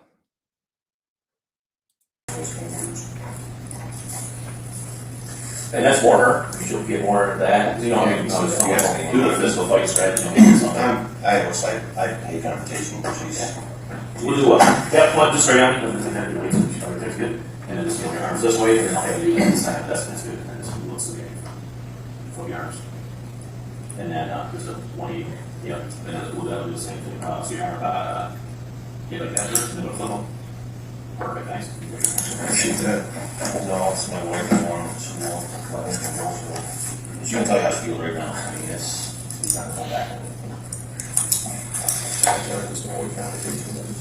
Should go back. I've made a video or two about it. No, if you want. In this situation, there's only two people. Oh my. That means two shits or anyone was trying to steal it. You know what I'm saying? There's only you and her. So when you obviously logic is, she's gonna toss it down and piss on you. It's like body type thing, and there's you. So that's just me looking at it. That there's that. There's no question. And that's just on the outside looking in. I mean, I want you to understand that too. If someone was gonna harm your wife, there's no logic for that person to put a ring there. So right. It's more on the woman. At this point, she was just thinking, so as the wife, keep it off. Yeah, I mean, that's not talking. It don't make sense. I mean, you know what's coming from? Nobody's gonna kill the wife. And I care too. She has to mouth. And sorry, she must have left the country on her new passport. That's such a stupid thing to say. America is a vast, vast country. In Denmark, you cannot go missing. We are 6 million people. You cannot just say, well, I'm going to leave to another town.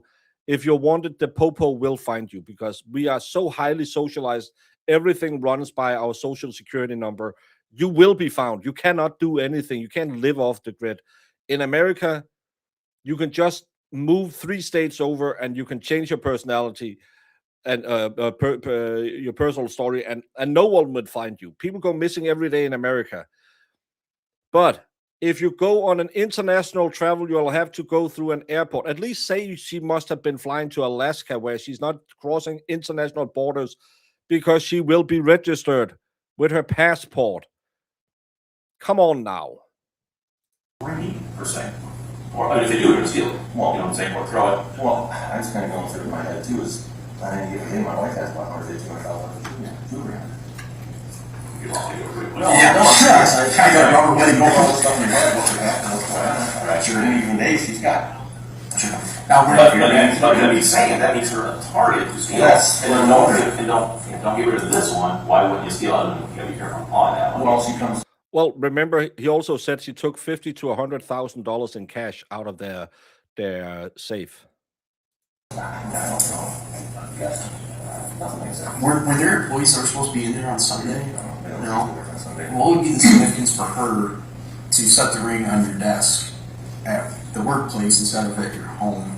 Is there, you know, any significance? Is there anything she If can there's use that something in the for? office that she went out to get that we don't know is missing yet, Okay. I don't know. I mean, the camera only gets the main office, it doesn't get the back, the sides, or anything else. I mean, Do you know if she had like a little safe, I don't know. extra I cash? don't know if there's, I don't know if she had money out there and she grabbed that, or what she, I mean, I don't Right. know. I mean, if I'm trying to get in a hurry to leave Vantage, Yeah, I don't see the some significance. stash away in one of the, rooms back there, or cupboards, or. Right. I was thinking chemical bar. Is it chemicals in that big ass black safe that has a sheet? Oh, it's a gun safe that bought from my son when he graduated from Michigan State. And he just never. Yeah, he just put it off in a house over in BB here the other day and just got accepted, so. And no, I will not help you carry this. Well, Oh my God, yeah, I saw that. That's why we put it there, because there's the forklift. Right. We're not moving that downstairs. You showed me, and I guess a picture of the $170,000 that at one point, was moved or whatever, taking it. What was the purpose of showing me that? I just found it in the car. Okay. I never seen it before, so I didn't know. I didn't look to see where the money went. I mean, I don't know. You don't answer that? Or was it, when it was word Zach said, what the hell, why is he showing you that? Because he said, you guys talked about this before, and he showed you whether you don't remember that, but then she put it, they put it in another account. So the money's still there. He said, Jesus. You asked me what. I mean, he showed it to you, said, not literally like this, he showed you. That's the first I seen that check. You asked me if I found anything in the car. No, I was looking, and that's what I found in the car. Yeah, So I no, I found this in the car. This. But I mean, now I'm saying that you said, no, you didn't realize that she put it in another account. I mean, I'm telling you, that's what he had said. He said, it got brought up once before, like, where's the money, or what happened to money in the account, so when he saw something, or his new money's gone. And he's like, yeah, he showed you another one where, look, it's deposited in this account. You don't remember that? Okay. And that was, that one was, I don't say January or February. I think that was the PPP. I think that was the PPP money that we got for farms, WW. And I'm not sure. And of course, you don't have to remember, for whatever reason, Zach says, I mean, why would you show that? Because we already been over this, it got probably, I don't know, I'd be bitching like 170 minutes. Yeah, cars are sauce, whole stack of gift cards in the bottom, they get put in the bottom, they forgot them. Yeah, tire marks out front, so on Sunday, when someone comes over here, and they see the tire marks from the JT, well, sorry, forgetting whatever the yellow on front of the motor, up to the porch, do you recall, I mean, this grass that are, the deep treaded, and so do you remember, did you do anything? You did it for us the other day with trash. Remember I told you, when I went out, I forgot, I pulled on the JCB, I pulled over this way, I forgot someone running into the house, Greg. I think I forgot my tools, I opened everything up, so. You said you would drop that over there, but you just, I didn't ask you. I pulled out, gosh, I did this, I ran it, went back out, and then went back around. Would you consider need to have any kind of substance abuse, like alcohol, she an alcoholic, and she take too many covers? I know you did say, pills and. I'm thinking more and more into substance abuse all the time. Right. Could you see her checking herself into a rehab facility? Is that something that I couldn't personally, but I don't. I know my wife very well, but I thought she'd do this. Okay. So I can't put that out in the realm. She could check herself in some places. Have you ever heard her talk of anything, made any gestures? There's rumors that she was in Chelsea years ago, back. Because the audio quality wouldn't be as shitty as it is in 95% of all the interrogation rooms we have seen it. Come on now. You need that. You need that audio. It's not a real police interview. Before, she was still married to Tim at the time, but she was in Chelsea for bipolar, was having some issues. Okay. But I never you never bring up the thing bipolar. That's smart man. Choose your battle, and that's right. That's the same kind of question that you can ask. It's not really a question, but this is our place because we have briefings I brought it up. Social media or we have something called Crime Stoppers, which gets out to everybody. Do you have a problem if we go ahead and put it out there at this point, a missing person? I don't personally, but I would like to talk to all the kids too. Now I'll tell you where I'm coming with this, so you can sell it to it this way as well. Is Betty Ford Clinic? I think that's probably have them everywhere, but Ford Hospital. I know there's one that way for Dee Warner. So point with that all being is, let's say there is that, and there's somebody professional like him and I that's in the field. They see it. Oh shit, this lady, or she been in a car accident, which I'm not saying she's been in a car accident, but you want to go on. We get those people, and next thing you know, they're in the hospital. So that's the only thing. So I she's got ID. She's in an accident somewhere. She's got her ID. Potentially, yeah. But there's also confidentiality. So let's say the other one, what he's really saying is the two. Betty Ford. So that's a addict and or psychological. Those two right there aren't going to tell anybody unless that Facebook or that press release goes on. No, we're the police, we call them, like, we can't tell you. Jesus, I know it's search warrant for every single. Fully covered under him. There's no computer we can get in the DCD. Now, I guess there's one exception to that. The insurance, but if she, whatever wants to, she totally off grid, which at this point she is. Right. Then Well, if she checks herself in, they don't really ask for insurance card right away. yes, oh, absolutely, yeah. But that's the difference is, again, if she wants to be totally off grid and Go under different. you see, yes, you lie. So I can call the insurance and Yeah. they would tell me if anything's done. Right. Or, who do you remember? Blue Cross Blue Shield. Okay. I mean, I can call our agency and they'll tell me something. Yep. Credit cards are down here bottom, so we already went over that, because I think that's what you're talking about on the bottom here. That's just what Yeah. Yeah, I already told you that, we were supposed to be already that too. It's still going over my head who could have picked her up on that 15 minutes. I mean, Kathy was like, wait. Yeah, anybody, that's crazy, this is a dude. well, that's a dude. No, I said that's what we all, I don't know who the heck's gonna do with that. We're talking I family. mean, there's so many rumors about how many people I have heard of the legends. I asked the guy, it's not be stupid if you're gonna ask that question, can't be a guy. You suspect, you're not, your wife would be left here for. I'm sorry. I don't want to rule something out, this world of the guys. We got 9 kids back. Yeah. Well, that's our bisexual or something. Yeah. I didn't want to cover it also, see.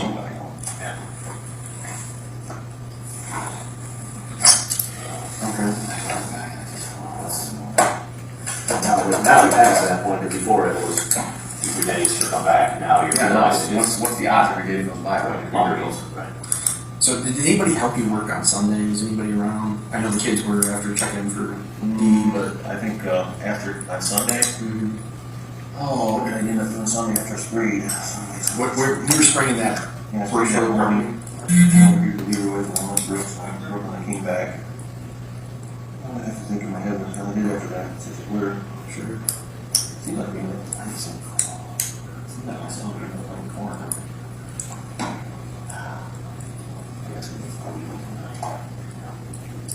I'm starting to get down there with the things we're doing, with the exception of watching video, which I already know you guys pretty much have, or back in them. So which is I'm gonna probably have one of our people do that. Cell phones obviously go through those. Who we come across anything? I'm not huge on Facebook. Always. Yeah, we're gonna look at that's what we got to do. But I'm getting down there on things that I have in a sense to do to protect my report a lot.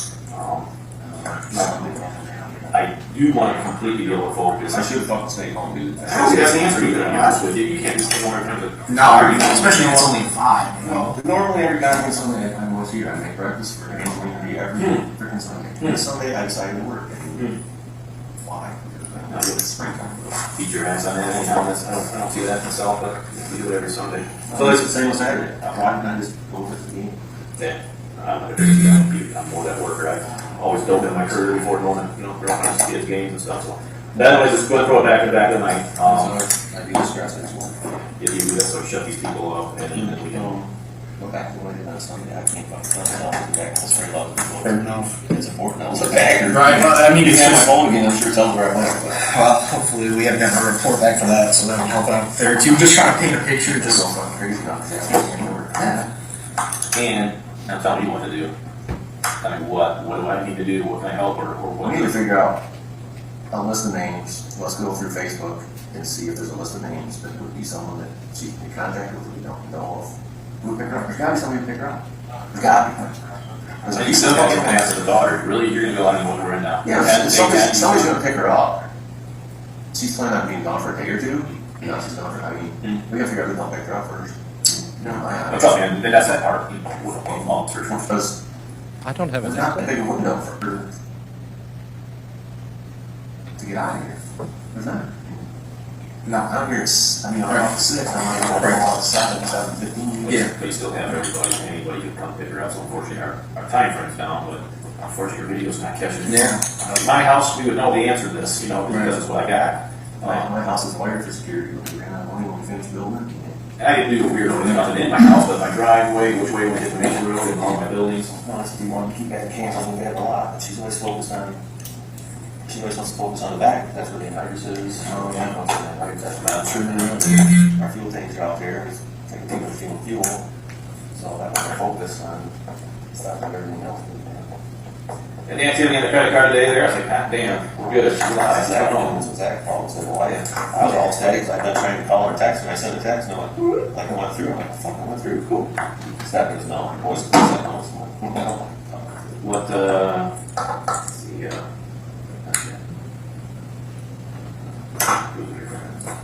got her phone. Did you ever find out? Is there any way we can get info? the other one. I mean, You should mark her. yeah, no March.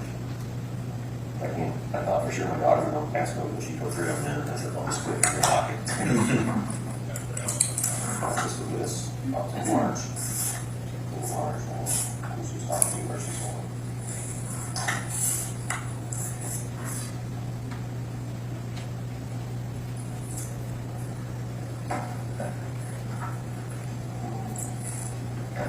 You don't know how long they're going to have her iPad for?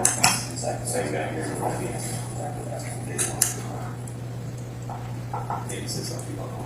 Hey, Detective. I'm Security Glenn, the husband to the missing wife, Dee, that you did a phone on the other day. We have her old phone from back in March, another iPhone. So that's one thing. Is that going to be beneficial, or do you have enough?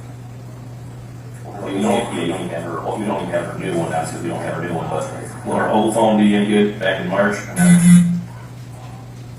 Well, we don't have a password for it. Oh, I'm sorry, that's the question. So the question is he does not have her password to get. Yep. She is not found until 3 years late. 3 years later, he's arrested and put in prison after 2 years. But she's found 4 years later in a welded shut fertilizer tank. Okay.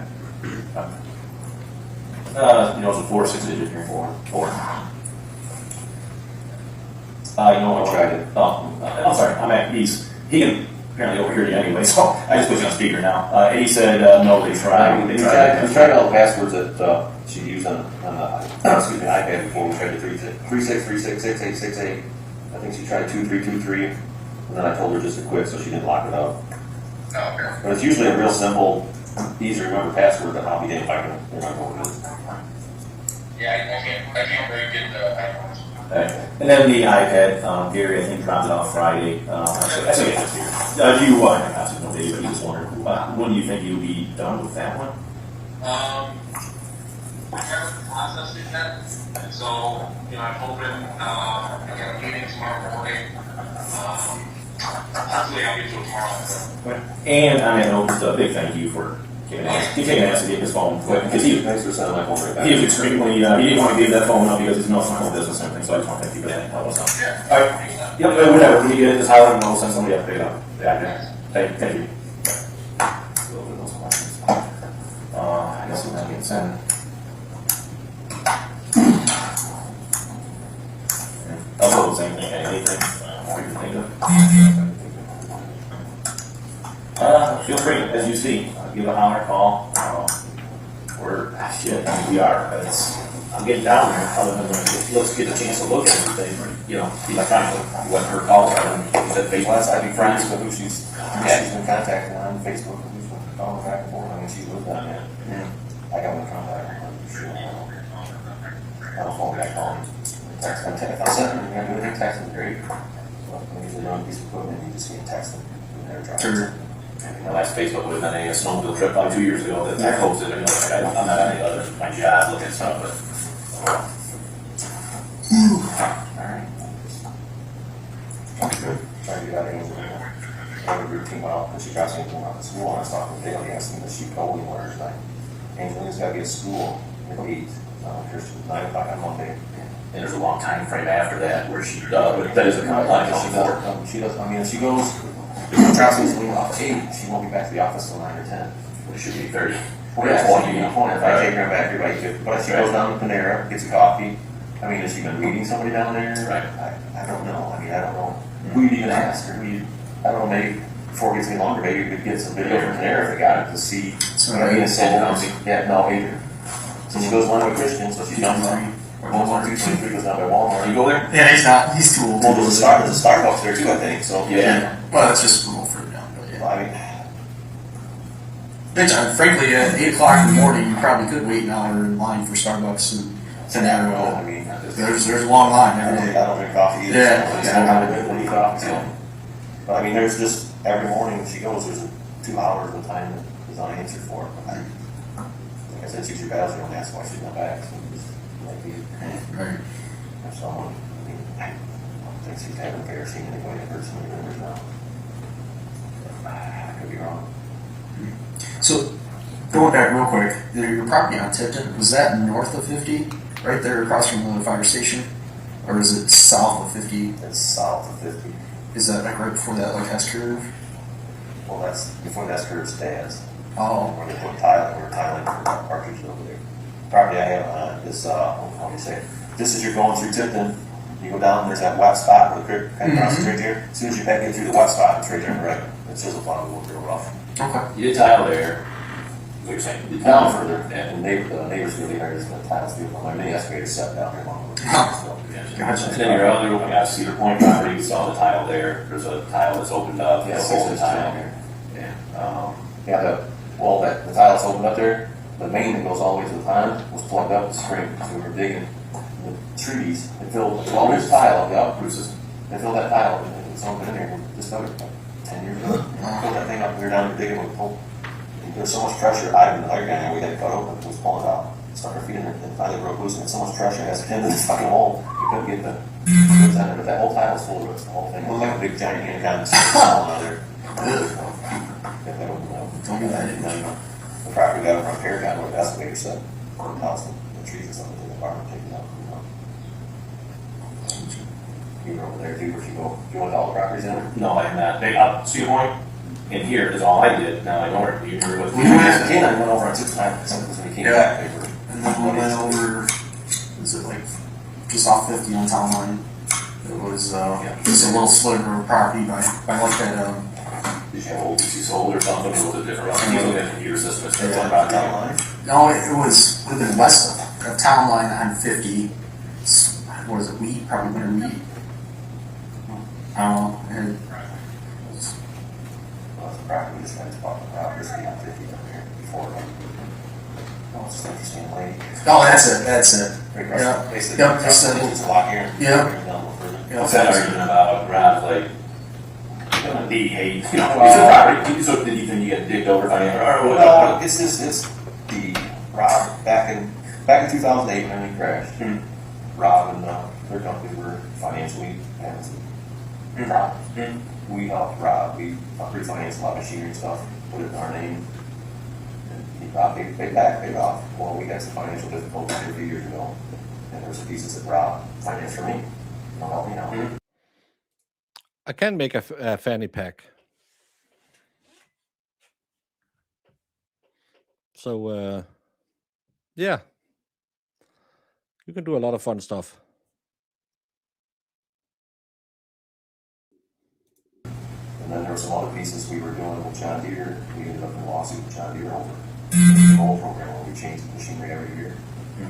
Big once for sure, we had a big falling out with John Deere over it. And I got charged $500,000 down payments for Rob's I had to pay. And, I don't know, we got squared up, he ended up giving me about $50,000 for that. You just walked away from it. We walked away, we both lost. We both agreed to disagree, and walked out. Well, Dee wasn't happy with, she thought Rob should have done more. Yeah, they got to do it. Well, if you get it on the phone, you'll see the text report. He never would tell me or anything about it. He just said it was bad. Alright. No, Rob's a good friend. Okay. It's what it is. It was business. We both lost on the deal. Yeah. Now I have the spinnies. Side eyes. What should I do? Side eyes. Let's try and refresh. As well. We have two things in here. Family. Nope. Now I got the spinny spin.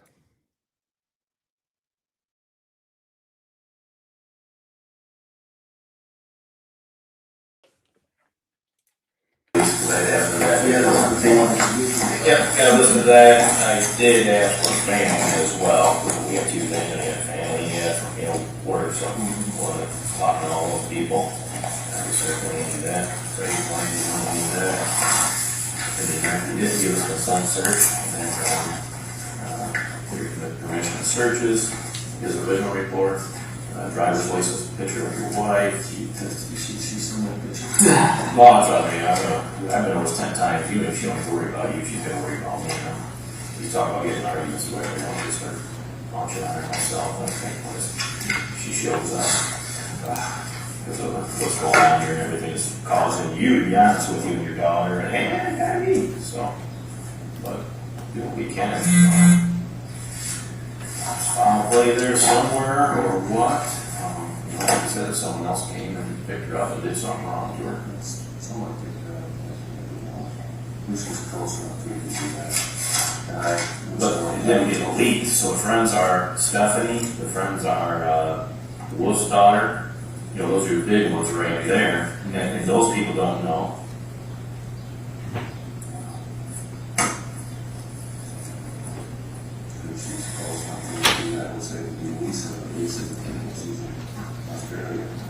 Don't know if I got Lisa yet. Lisa.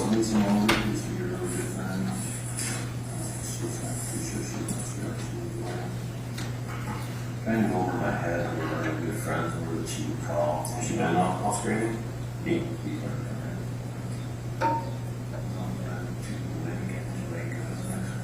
So if you see her on Facebook or whatever, she'd be a Facebook friend. Lisa, I don't know. I don't know, we're gonna fall out. She likes stuff. Black box. Everybody's not gonna fall out with me. Eventually. I gotta fall out. They're gonna fall out. We're about to. We're about to. Anime, you missed nothing. I still don't know what we're talking about. Now we're talking about Facebook friends. In case I work with this guy, it's a good thing. I guess the big one somehow. I can't think of who else you would try. I would say Dawn. It would be Dawn. And Dawn who? She's on. I don't talk to her. They used to be on the dairy figure board together, did everything together. Epperly? Epperly. Okay. They're not the same ones to work for. Okay. We did everything together. Somebody's gonna get like this. We start seeing somebody's names on Facebook, at least a little bit of understanding.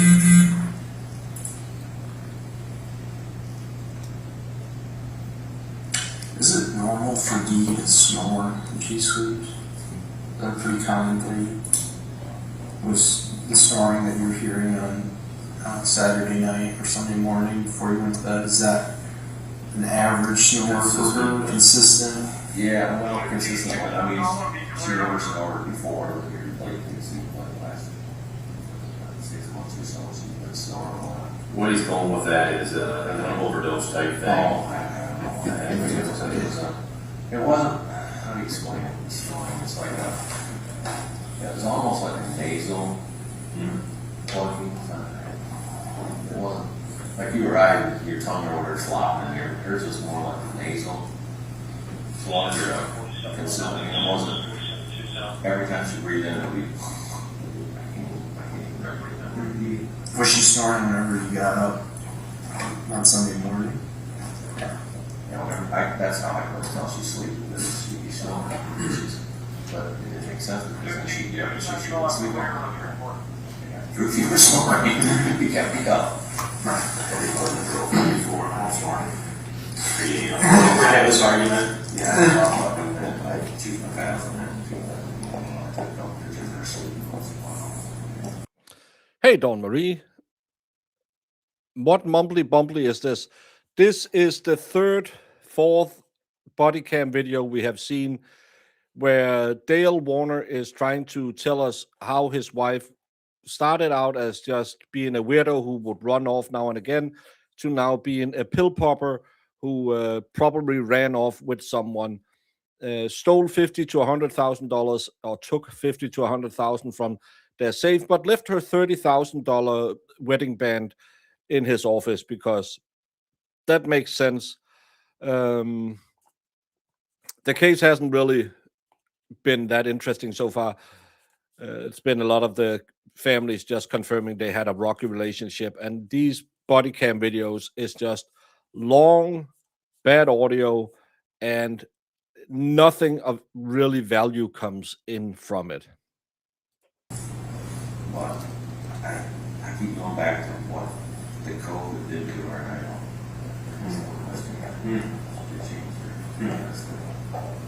She's always tired.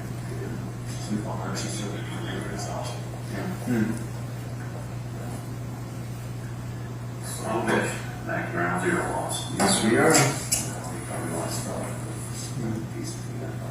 Yep, absolutely. Well, hopefully we'll get something out like I of said, it. it's, you know that with the phones and communications, that's what I need those results back, sit there and desk and start looking at them.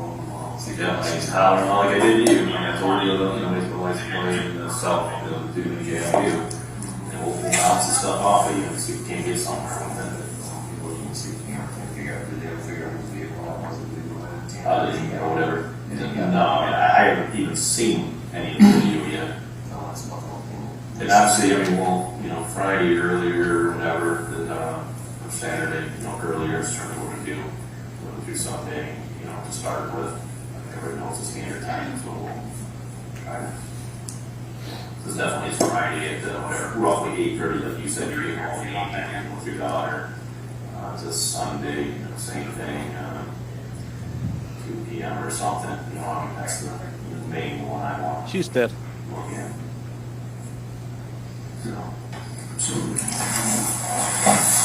Yes. Sure, we'll be in touch.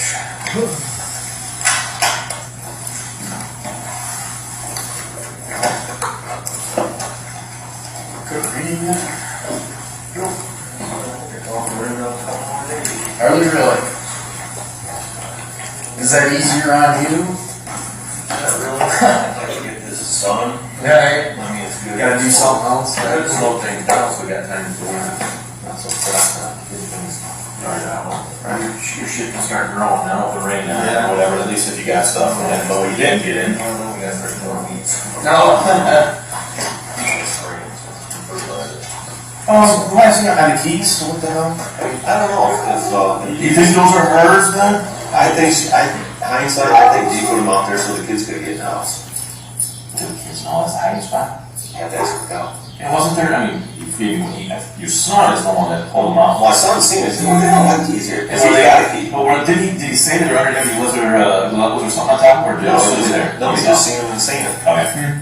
But I'll ask her Cal too, if she put them there, if they put them there, because I don't remember keys being outside. All right, thank you.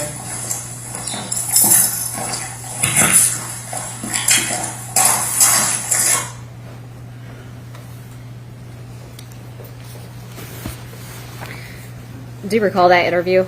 I do.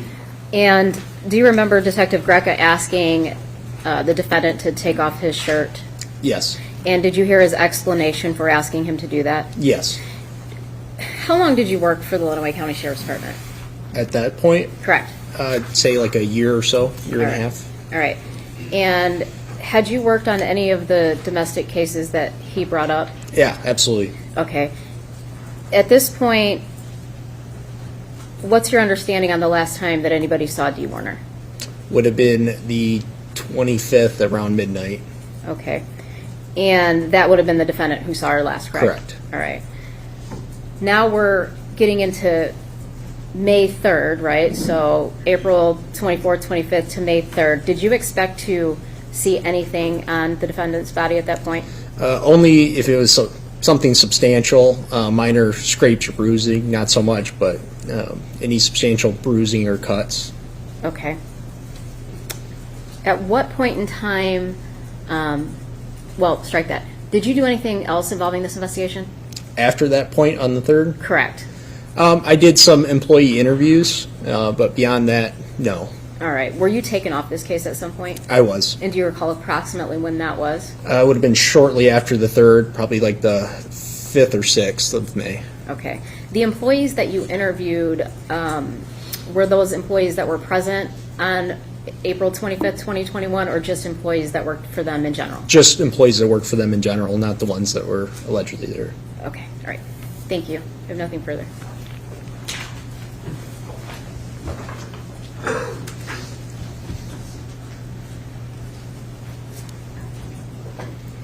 Good morning, Mr. Hall. How are you? Good, ma'am. How are you? Good, thank you.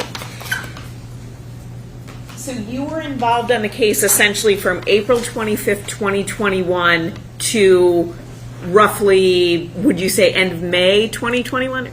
No, it would have been probably like the 4th or 5th of May. Okay, so first week of May. Yeah, so shortly soon after that. Yes, ma'am. Sorry to interrupt you. No. So when you approached Mr. Warner on April 25th, 2021, he voluntarily spoke to you, correct? He did, yes. And he didn't have to do that. You'd agree? Agreed. Every citizen has the right to not speak to the police? Of course.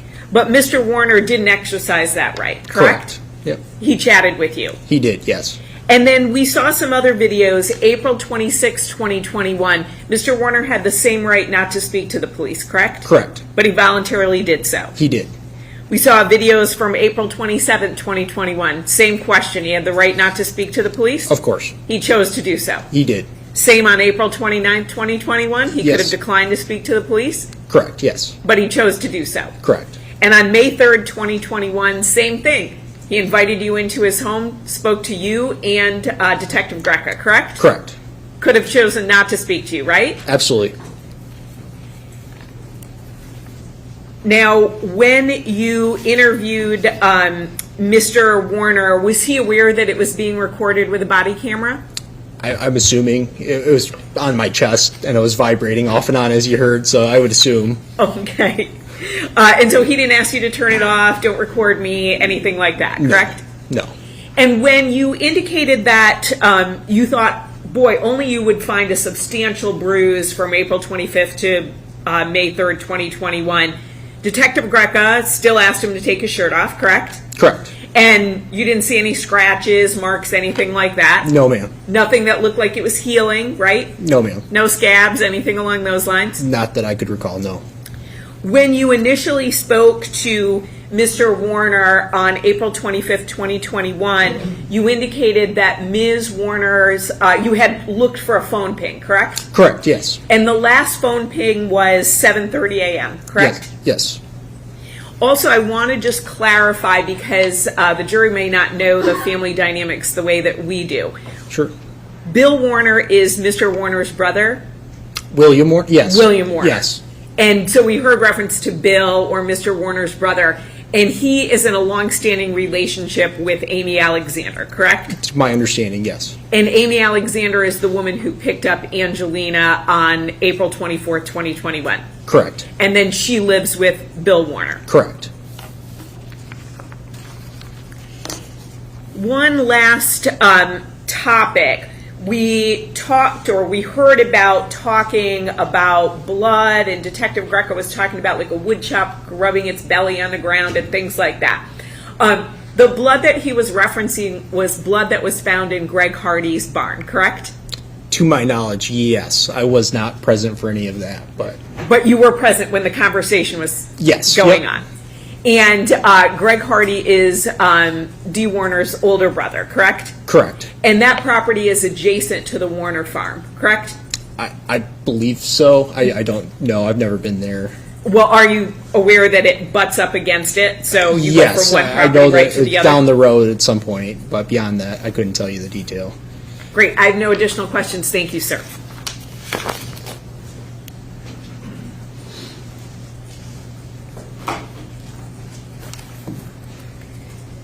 You were asked if the defendant agreed to speak and cooperated with the investigation on April 25th, 2021. Is that correct? Correct. And 26th, 2021, correct? Yes. And the 27th, correct? Yes. All right. On the 27th, you observed all those body cameras, correct? I did, yes. And did Mr. Warner, in fact, kick officers off of his property at some point in time? He did, yes. Okay. And at what point in time was that? Right on the daytime part of that video of the 27th, he revoked, said he had things he had to do right as the drones were about to go up and the dogs were going to start walking around. Okay, thank you.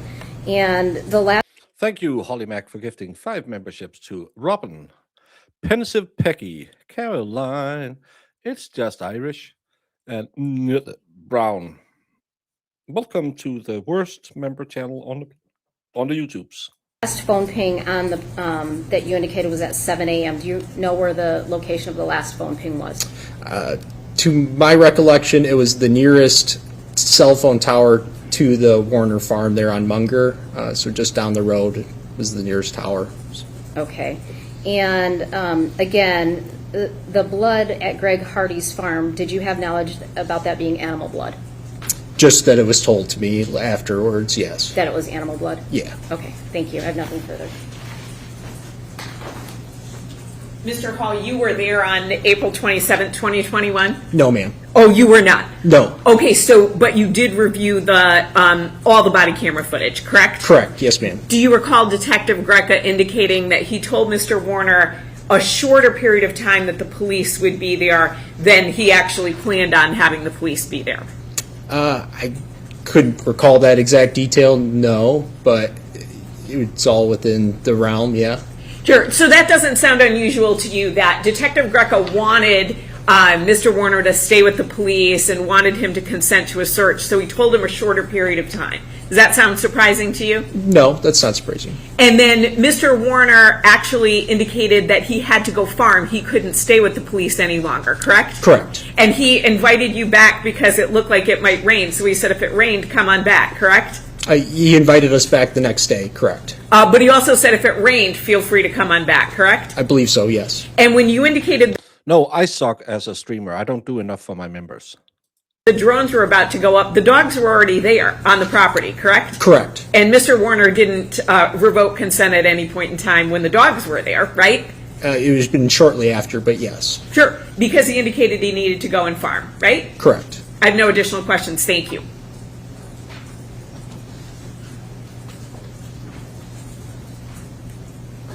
And the defendant told Detective Greca you can search anywhere but here, correct? Correct. With the dogs and the drones, correct? Correct. Okay, nothing further. Anything else, Ms. Sharkey? No, thank you, Your Honor. Okay. Thank you, sir. You can step down.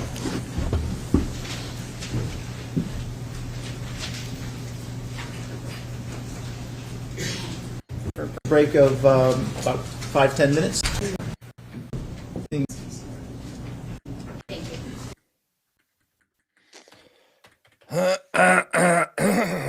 Oh my God.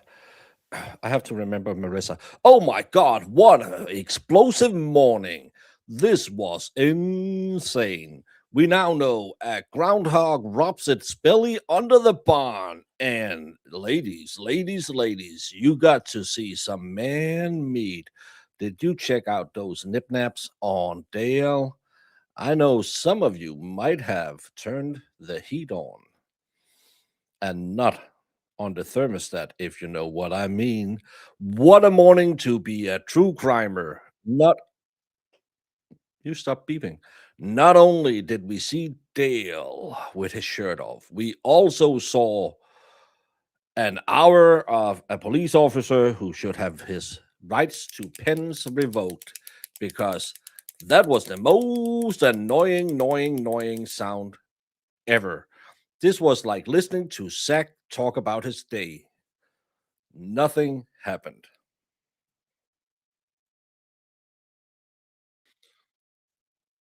You interact, Baker. There are some streamers that don't do that. Well, they're probably the smart ones. I should just do like other channels and do this. That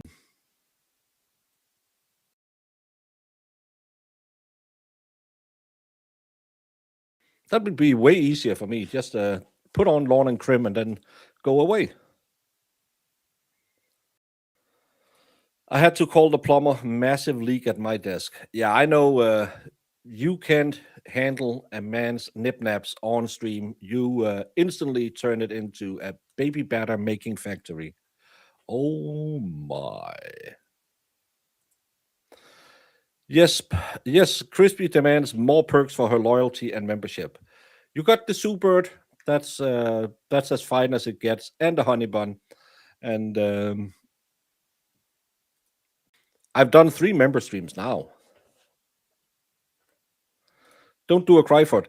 Well, it's working for him.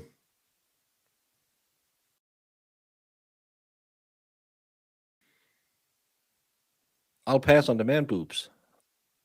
Spire, you are very hard to satisfy. No. But the only thing I have gotten out of these body cam videos is his story keeps evolving from her just leaving to now she's a pill popper who must have run off to Jamaica or somewhere, and someone must have picked her up. I wish we kind of had an overlay picture. Maybe the prosecution should bring that in, because he talks about he was out fertilizing, spraying chemicals that morning.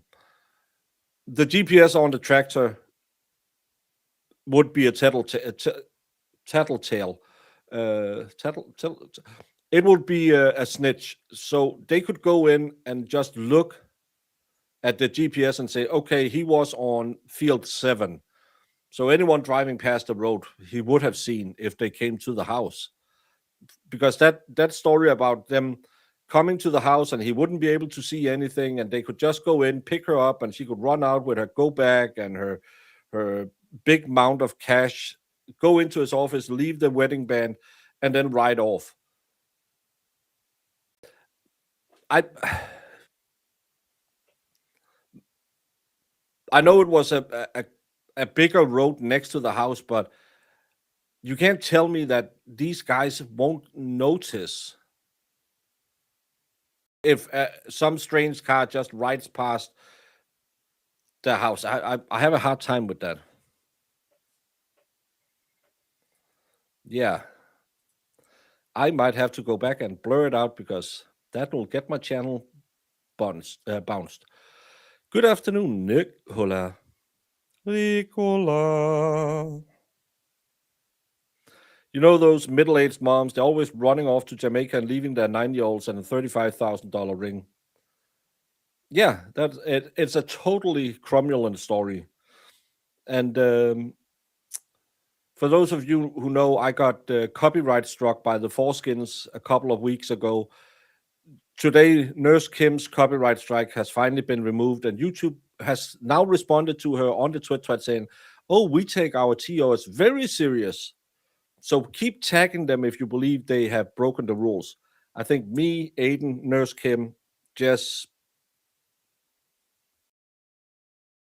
Jimmy, Declara all have reported them for misusing the TOS system. So YouTube, you can go and sit on an egg, because you don't do anything, no matter how much we report them. And that same effing copyright because you have, when you get a copyright claim, you have to file a document saying, no, I believe I'm in the right, and they can just sue my ass. That piece of document was used to dox my ass. Not that I have been secret about my address or anything, but that's also against YouTube's TOS, and nothing happens. And I wrote YouTube about it and said, well, it was shared on a different platform. They used your system to dox me, you idiots. But that's YouTube in a nutshell. We are on day 3. We had opening statements. The prosecutor went on for what seemed like forever, didn't really say much, went through all the evidence that he's going to present in trial. The defense opening more or less was the timeline won't match up, so he couldn't have done it. Then we had the youngest of her daughters come in, testify she was with her mom the day before because she was helping her with the baby. They had a rocky relationship. There was a back and forth. She would run off every month, every other month, and stay away for a couple of days and then go back. Then we had another daughter come in testifying, and she said, no, my mom didn't really, well, she might have run off sometimes. And yeah, none of them liked Dale. And then we have had the son testifying that when he arrived at the job that morning, he went looking at the security cameras, didn't see anything, and he thought that Dale was acting a little suspicious because he was running around in the office and not really doing anything, and talking about this wedding ring that he found in his office that's worth $35,000. And then we have seen body cam of him talking about how she took her curling iron, her hairdresser, her hair blow dryer, and her go bag, and $50,000 to $100,000 in their safe, but left her $35,000 wedding band. That story evolved from, oh, well, she was a little crazy, to, oh, she's a pill popper, to now she got really mad that I said she did Xanax and called me from a football game and yelled at me. And yeah, that's how much we have had so far, Dawn Marie. Well, I am glad that you have chosen to see it with us. They will do feck all, yeah, because I'm not Emily D. Baker or Mr. Beast, so they don't care about my size of YouTube channels. Because, hey, I got 80 people watching me today. They don't give a hoot. Never blaspheme a Google product. How dare you? How dare you? Said in a Swedish accent. What do they think they are going to accomplish doxing someone who lives on another continent? Well, they went in and found that article about my fake military history that I have lied to all of you about, not understanding it wasn't an article, not understanding it was someone who I had a history with from a political party that I used to be the chairman of, and not understanding that I have shown proof of my military service, and these numbnuts are still to this day going on about my stolen valor. And that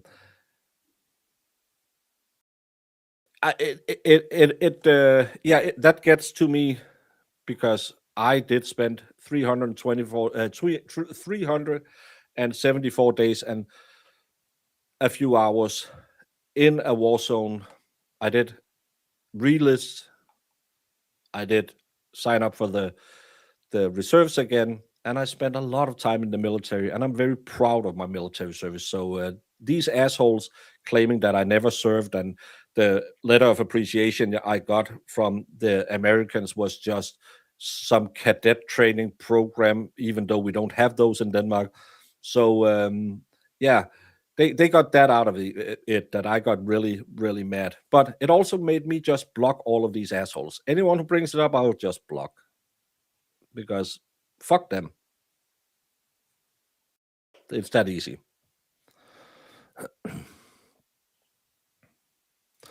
Well, I'll try and work more on my chest so my moves can be better.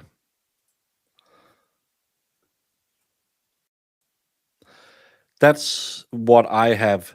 I've actually, because when I go off, when we do the early nights where I can go and sit on my in my chair, I sometimes leave my phone here in the studio, so I can't hear it. I don't get notifications from the Twit anymore, and I'll just check it every now and again. Discord is pinging, but that's because Marissa is yelling at me, and then she gets Jess yelling at me, and then Jamie chimes in. But other than that, I've gone way more off this because these idiots are just idiots. You're not changing anyone's mind, so I'll make fun of them and call them idiots. I saw today that poor Kelly Deaver was being harassed by Alan Jackson. No, she was effing lying in court, and that's why Alan Jackson was asking her questions. But of course, in their world, it's, oh, she was harassed. Turtle Boy is harassing her. You're all so dumb. KDP, our Korean influence, 24 months of membership. We know the truth. Don't let the trolls get you. They got to me, and then I luckily just said, well, fuck it. I'm going to be way more stringent because I've been really nice at answering everyone and replying to emails, replying to DMs, replying to Discords. And I just said, no, I'm done with that. I don't. People writing me about, oh, did you hear this person did that? Do you have any proof of it? Can't you do a show about this? Well, what you're saying doesn't make sense. Again, I have become very much more sifting of my information that I allow people to put on me. She wasn't a liar. She had memory issues. Come on now.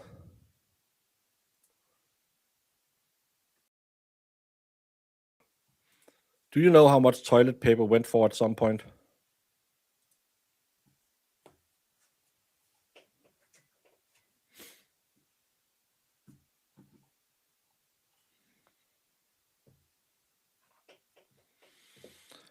Yeah, I know everything about having thick skin. This isn't my first rodeo, but there's some things that'll hit you harder than other things. And one of them is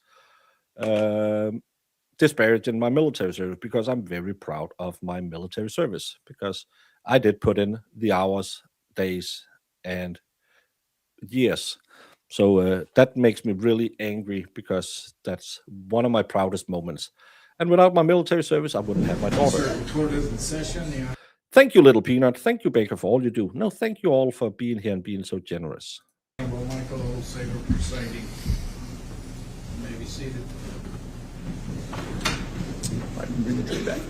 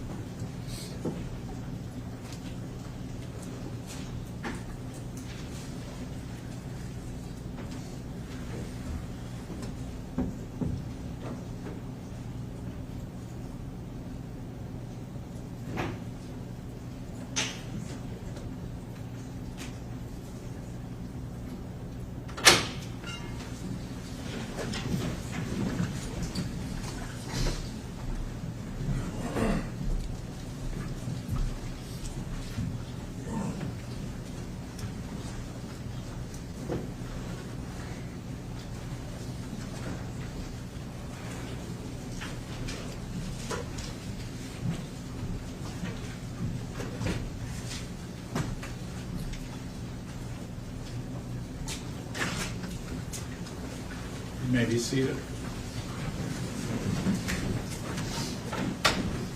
All right, people may call their next witness. Okay. He was called Dustin Lowry.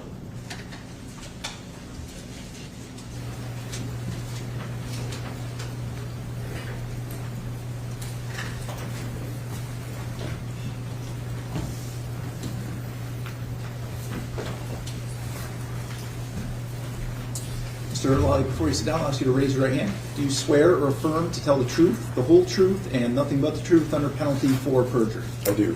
Okay, you can go ahead and have a seat.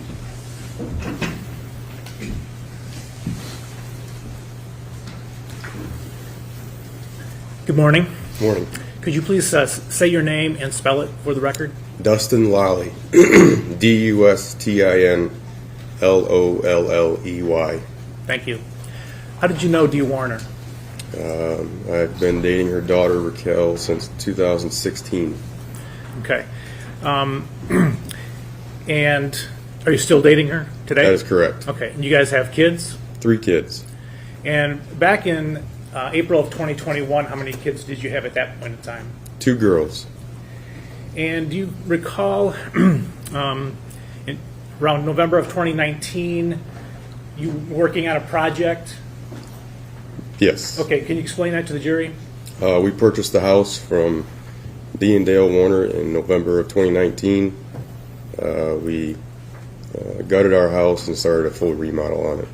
Is that the house you currently live in? That is correct. And where is it in relation to the Munger property? I would say behind their house, Okay. the Warner's house.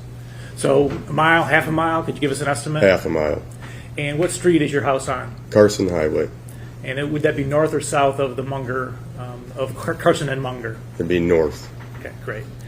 And what, you say you fully gutted the house? That's correct. Did you do the work yourself? Yes, I did. And could you explain like your daily pattern of how you would work on that? Why are we talking about a house remodeling? We are looking for how a lady was killed. The house? I'd go to work early, 7 a.m., 6 a.m. When I get home in the afternoon, I'd head straight to my house and work on it till approximately 9 o'clock at night. Okay, and then what would you do? I would leave there and meet Raquel and our kids at the Warner residence, where we would shower and eat dinner and then we would head from there to where we were staying during the project at Raquel's dad's house. Okay, so you weren't living at the house while you were gutting it? That is correct. And explain where you were living then? Wheelan Road, Tim Bach's house, Raquel's father. Okay. So how long did this go on where you would go to work, work on the house, and then go over to the Munger farm for dinner and family time? How long did that go on? A very long time. I worked on the house, well, from 2020 is when I tore it apart until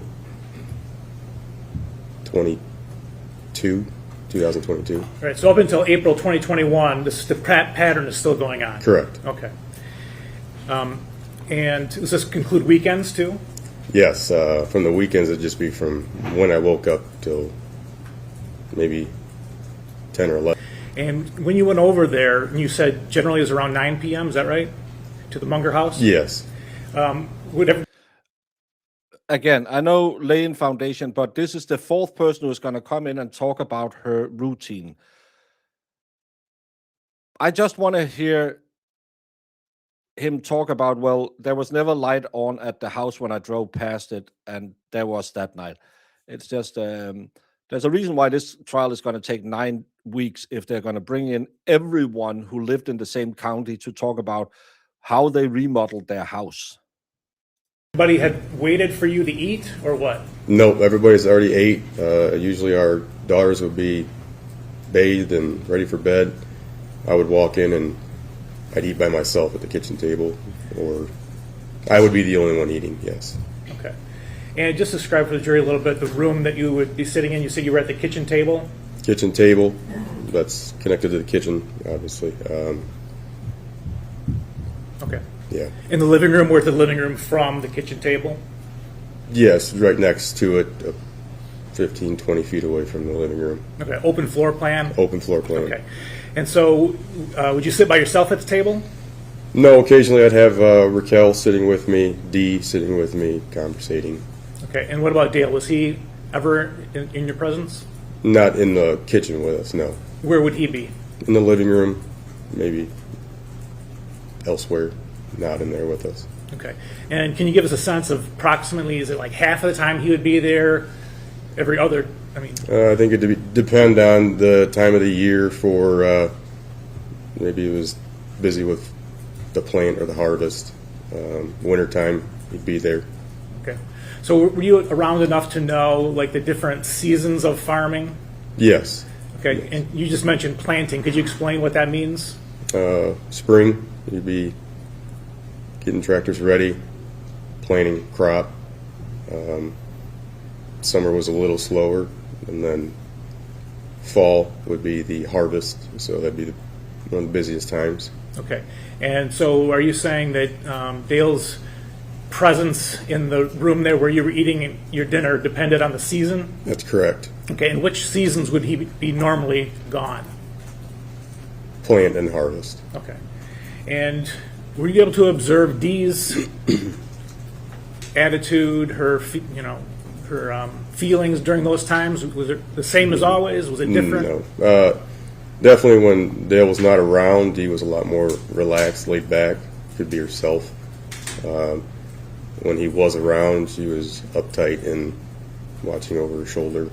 Okay. Did you, while you were there and Dale was there, on the occasions that Dale was there, did he make comments to you regarding Dee that you recall?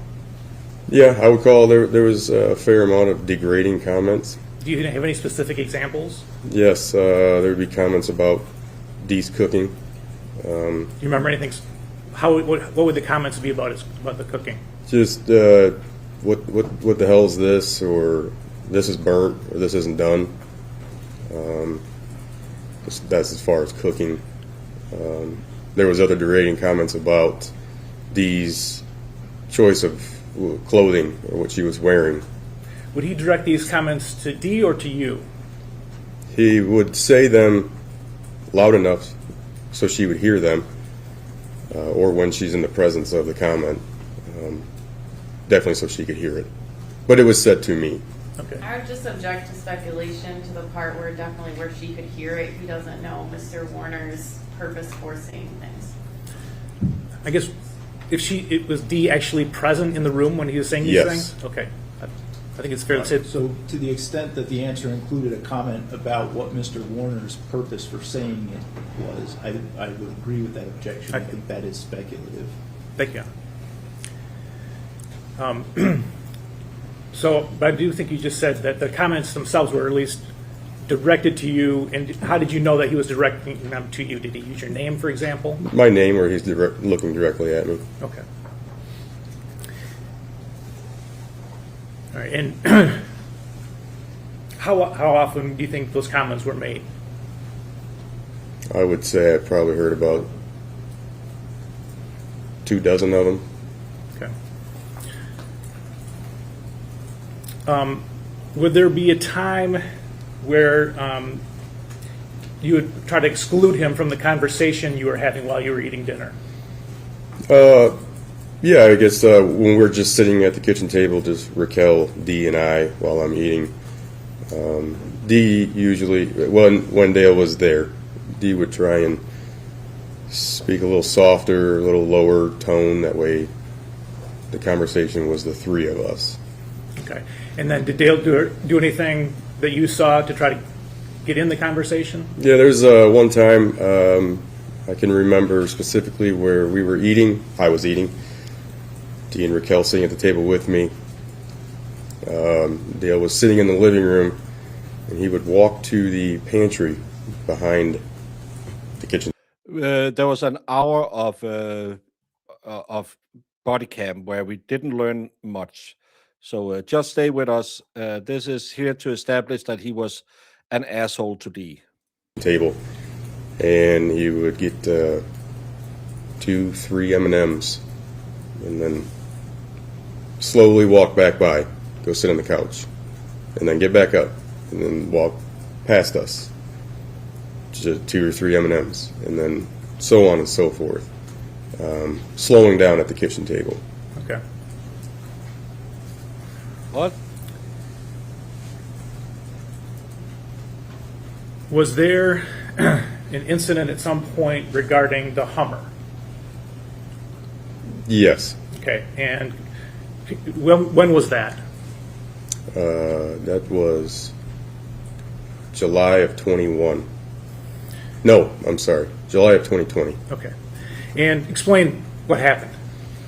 Dee asked me to come and look at something that she had found in her Hummer. And did you do that? I did. And what did you find, if anything? Dee handed me a small black device, and she said, "I found this in my Hummer." Okay. If I showed you a picture of that, would you recognize it? Yes. That is it. I took that picture. Okay. All right. And can you just, explain what that is? It plugs into the OBD2 sensor that all vehicles have, down by your left knee area in the vehicle, the driver's side. And like I said, Dee gave that to me and asked me if I know what it is. Okay. And did you know what it was, or did you find out? Offhand, I did not know what it was. I did Google. But just to play devil's advocate, because we need to do that sometimes as well.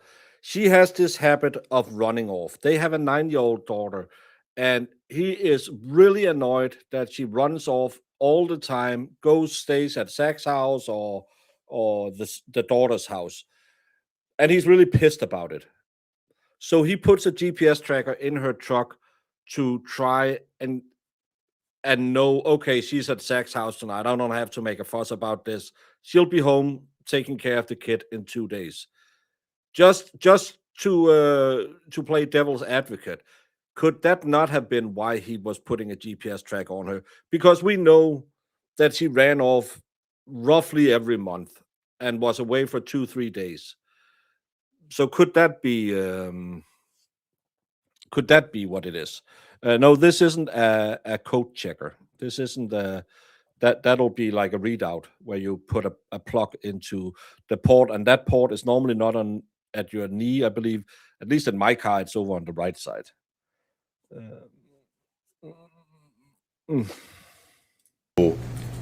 One of the numbers that are on the screen there to find out what it was. And what was it? It said it was a tracking device. Okay. All right. And so did you tell Dee what you found, what it was? Correct, yes. Okay. All right. And then did you do anything with it after that point? I asked Dee what she wanted to do with it. Okay. And what did you do as a result of talking to her? She wanted me to... Objection, hearsay. That's fine. Well, Sue, you don't kill people either. And there's a lot of things that you don't do that some people will do anyway. And I'm playing devil's advocate because everyone is way too agreeing that he's guilty. And normally you would be the one sitting there saying, nah, them the attractive folks, no, done, not like that. And everyone would say, what she's on about? And I was just trying to throw a different little challenge for your mind boggles in there because it's not law and crime where everyone has to agree. That's fine. I'll re-ask the question. I just want to know what you did in response to. Okay. The top button, I pushed it in. The device came apart in two halves, and there was an SD card inside of it. I removed the SD card, put the two plastic halves back together, and I handed both the SD card and the device back to Dee. Okay. And did you see it from that point what she did with it? Yeah, she put the SD card back in her pocket, or she put it in her pocket, and then she turned around to head back to the garage with the device. Okay. And do you know where the Hummer was at that point? In the garage. Okay. Now I want to take you to Saturday, April 24, 2021. Do you recall what you were doing that night? Like 7, 8, 9, 10 o'clock at night? I'm definitely working on the house. I do believe we had company over at some point in the night. Okay. And do you recall Raquel leaving to go back to her dad's? Yes, Raquel and our daughters were at the house earlier in the afternoon. Raquel left with our daughters to get him back to Tim's to bed. Okay. And do you know approximately what time you went from the place you were working on to Tim's? I would say the 10 to 11, closer to 11 o'clock p.m. Okay. And does your route between your house on Carson and Tim Box take you past the Munger farm? It does. Did you notice anything out of the ordinary when you went by? The only thing I noticed were the lights on in the house. Okay. Now, Sunday morning, April 25th, did you have plans for that day? Yes. What were they? Raquel and I were planning on going floor shopping, flooring for our house. Okay. And what about for breakfast? Did you have breakfast plans? Yes. And what were they? To go to Dee's house where she often made Sunday morning breakfast. Was this every single Sunday, or what was the arrangement? Unless we had something that we couldn't make it, yes, every Sunday. Okay. And so do you go over there that Sunday morning? Yes, we did. Can you give me an approximate time or an exact time if you know? Approximately 9 a.m. All right. And who goes with you? You and who else? Me, Raquel, and our two daughters. And when you get there, is anybody home? No. Is it a situation where you guys knock on the door, or what's the custom when you get to the Munger house? The door was always unlocked. We'll walk in. All right. Okay, so you see anybody in there when you get inside? No. Do you personally look around or yell any names or anything like that? Nope, Raquel. Okay, so you saw Raquel go? Yes. All right. And as far as you could tell at that point, no one home? Correct. Did you, when you pulled in, the very first thing, did you see anything unusual? I did notice the Hummer and the JCB telehandler parked down at the office. So the JCB, the front end loader, right? Correct. And the Hummer were both up or down, however you describe it, but they were positioned at the office. Correct. Okay. Like parked in the parking spots in front of the office? Yes. Okay, great. All right, so do you end up eating breakfast? Yes. And do you remember, was it like a cereal or was it something that you would make or what? Raquel had made a meat and eggs, I don't remember. So. Okay. Can you give us an approximate how much time it took to make and eat breakfast? 30 to 40 minutes. We were done eating. Okay. And then what do you do after breakfast is finished? We load the girls up in the car.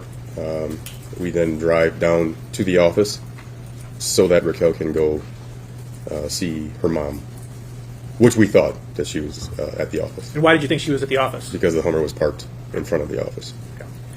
right, so Raquel gets out of a car, truck, what are you driving? Pickup truck, yeah. Raquel gets out of the truck.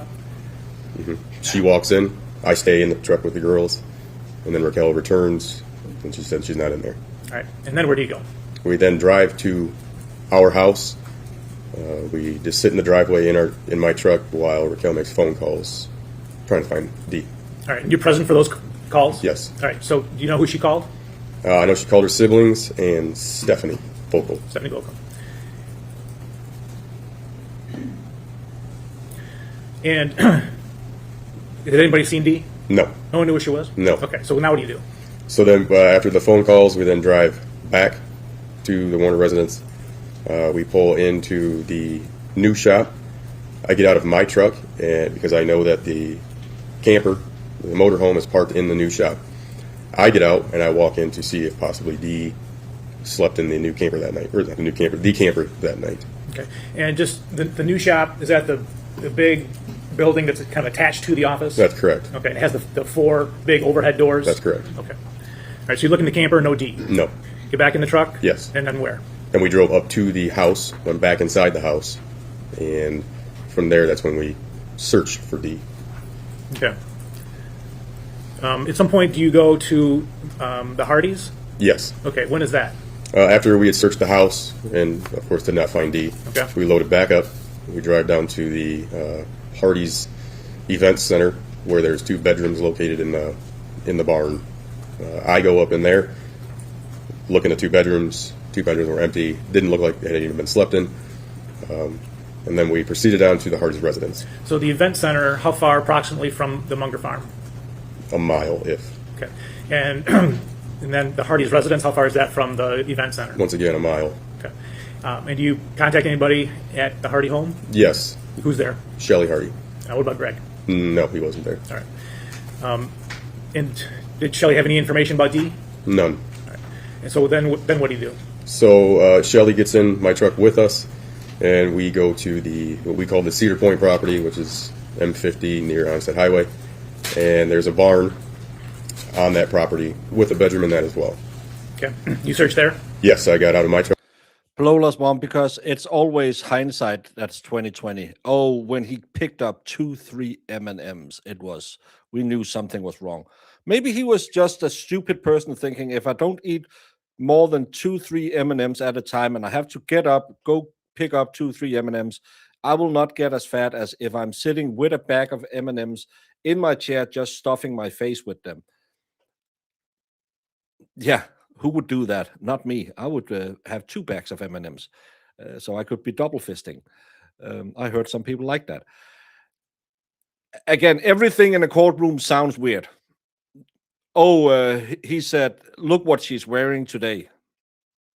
He said it in a mean way. Well, maybe she was dressing like a circus. We don't know that. No, it's this. Everything is weird when you get to a courtroom. But let's just face it.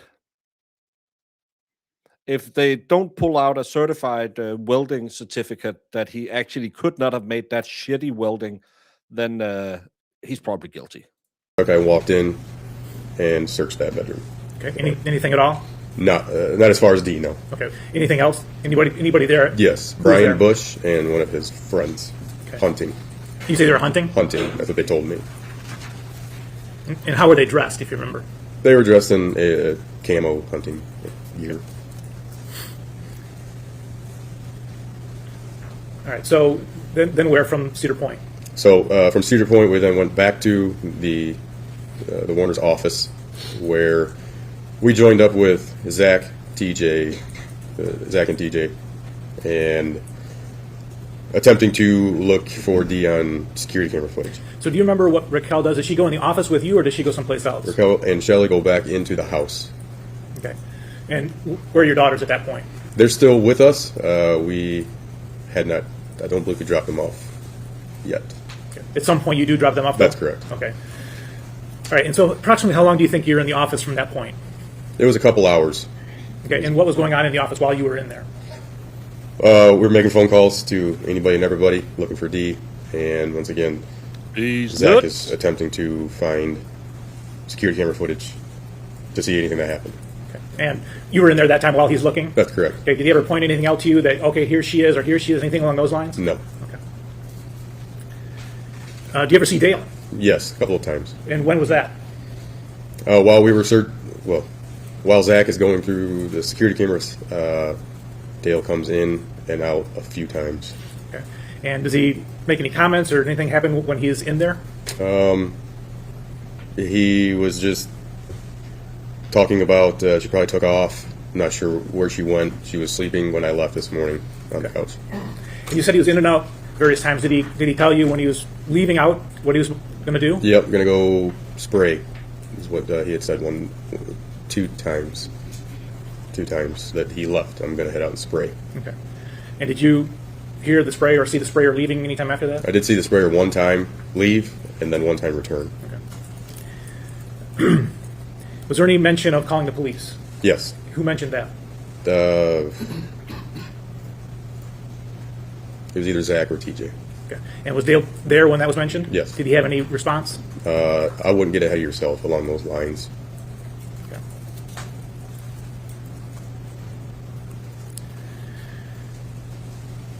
So, no. Do you have any sign of Dee at all on Sunday? Never.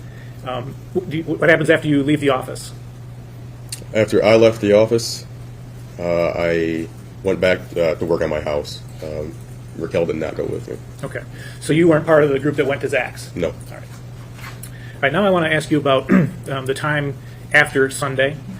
Did you maintain a good relationship with Dale for the next few months after that Sunday? The same relationship that I always had, which was more acquaintances over friends or anything more. Okay. Did you have any conversations with him in that 2 or 3 months immediately following the Sunday? Yes. In July of 21, Dale came to my house and just stood in my living room and talked. Okay. And do you remember did any of the comments that he made at that time stand out to you? Yes. What was it? Dale told me that, Dee fucking hated you, right? Okay. You know why he would have said that? Objection, speculation. I'll withdraw, Your Honor.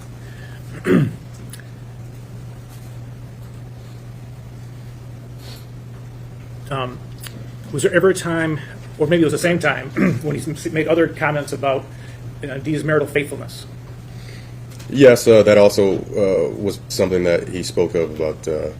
She probably ran off with another guy. Okay. Did he say whether he had any knowledge of any past marital infidelities? No, not to me.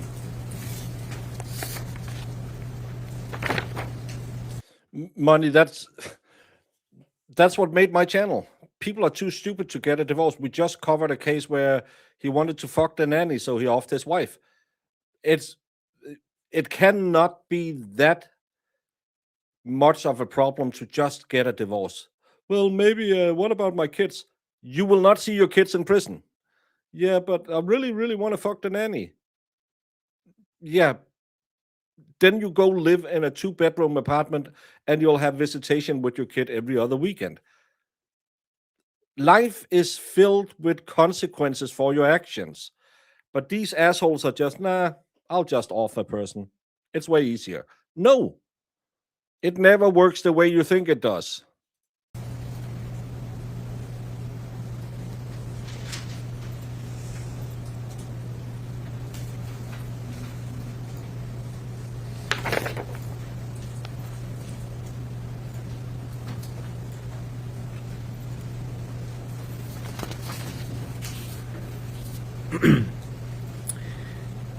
Did you borrow any equipment right around that period of time from Dale? Yes, I did. What did you borrow? The JCB loader. All right. And do you remember the comment he made around the time that you were asking him to borrow that regarding the investigation? Yes. I did go over to ask if I could use it to move installation at my house. And I just said, hey, what's going on? And he said, oh, not much. They're trying to fucking pin this on me. Okay. And did he say anything more about the police having been there with dogs? Yes, about how he had requested they leave. And that was tied to the conversation about they're trying to pin this on me. And did he say a particular place that he didn't want the dogs to go? Objection leading. it's an open-ended question, Your Honor. It's a subject matter. Which with very specific context in the question. I don't think there was that much context in the question. I think Mr. McCready's pointing him to a direction, and the witness is free to say no. So I don't think it's objectionable or overrule the objection. Yes, he said because I kicked them off the property, and they wanted to get in that barn, the sprayer barn. Okay. All right. Thank you. Nothing further.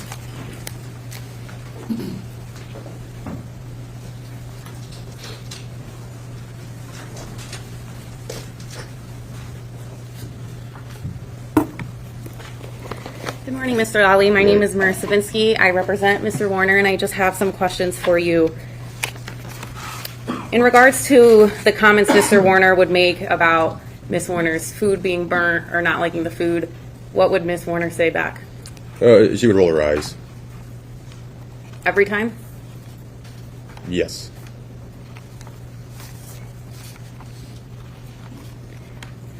I want to discuss the GPS tracker. You went over, you said July 2020. Is that correct? That's correct. And at the point when you had gone over, Miss Warner had already taken the device out of wherever she found it. Yes, Dee approached me in the house with the device. So you did not see it plugged in? No, she just told me. Yeah. You have no personal knowledge of where Miss Warner found the device? No. And you testified you didn't know what it was? When she initially showed it to me, correct, I didn't know what it was. And you had to Google to find out information about it? Yes.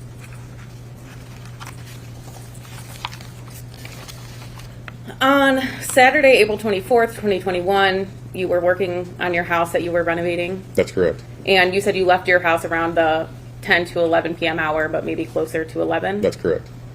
At that time, you drove past the Warner house on Munger? That's correct. And Miss Bach, Raquel, your girlfriend, she had left well before when you left with the kids? That's correct. You testified that you, on direct, that you saw lights on at the house? That's correct. But you actually didn't recall anything unusual at the house when you drove past? Yeah, and again, oh, he was always nagging at her. Well, she was probably nagging back. And again, for 15 years, they have been in this fight constantly. That's the thing. If this has been a no body death case, that they were just saying, well, we can't find the body, but we believe he did it. On what you have heard right now, you would not find him guilty. Because yeah, they were a weird couple who apparently liked to fight, and she would run off and come back. So why would he be worried about it? It's just because we have the body that we all are pretty much, yeah, this fucker did it. No. And you only remembered one light, maybe through the front door, nothing specific, correct? Correct. Moving on to April 25th, you go to the Warner home again in the 9 a.m. hour. Yes. And when you drive onto the property, you entered through the west side of the house on the driveway? That's correct. You walked right in? Yes. The doors were not locked? Yes. It sounds like they almost never were locked. As far as I can remember. You then went to the office where you stayed in the car and Miss Bach went inside? Correct. At some point you leave the farm, you go to your house? Yes. And then when you go back to the Warner farm, you said that you searched the new shop. Is that correct? I went directly to the camper, the RV. And that's located in the new shop? Yes. Ms. Saylor, can you pull up Defense's Exhibit A, please? And zoom in to the new shop. Is that building that is directly next to the office to the left, is that the new shop that you're talking about? Yes.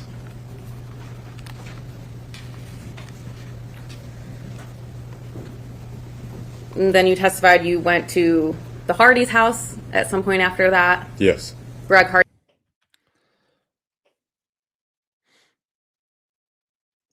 Where is the main road?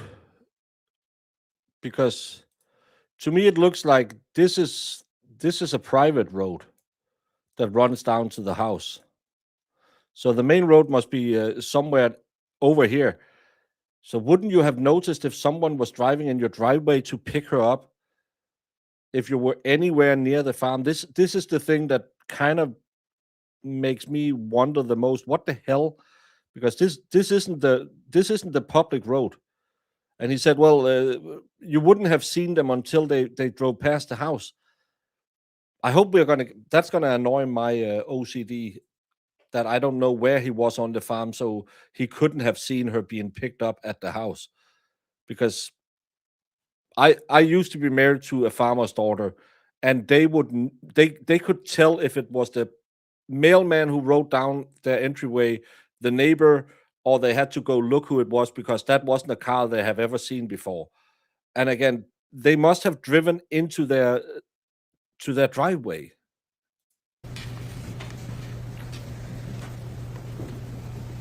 And then you testified you went to the Hardy's house at some point after that. Yes, Greg Hardy was not home. It was just Shelley Hardy there. that's correct.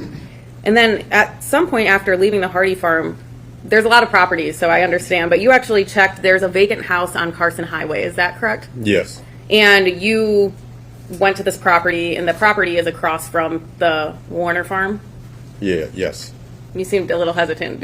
It's not directly. Yeah, it's across on Carson. Yes, Directly across, kitty corner, diagonal, somewhat kitty corner. and about how far away would that be from the Warner farm?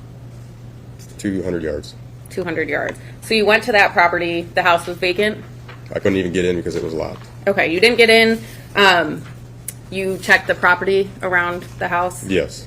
Are there barns on that There is. property? You didn't go into the barns though, did you? No. And then after that is when you went back to the farm and went into the office, which is what we heard you testify about, correct? Yes.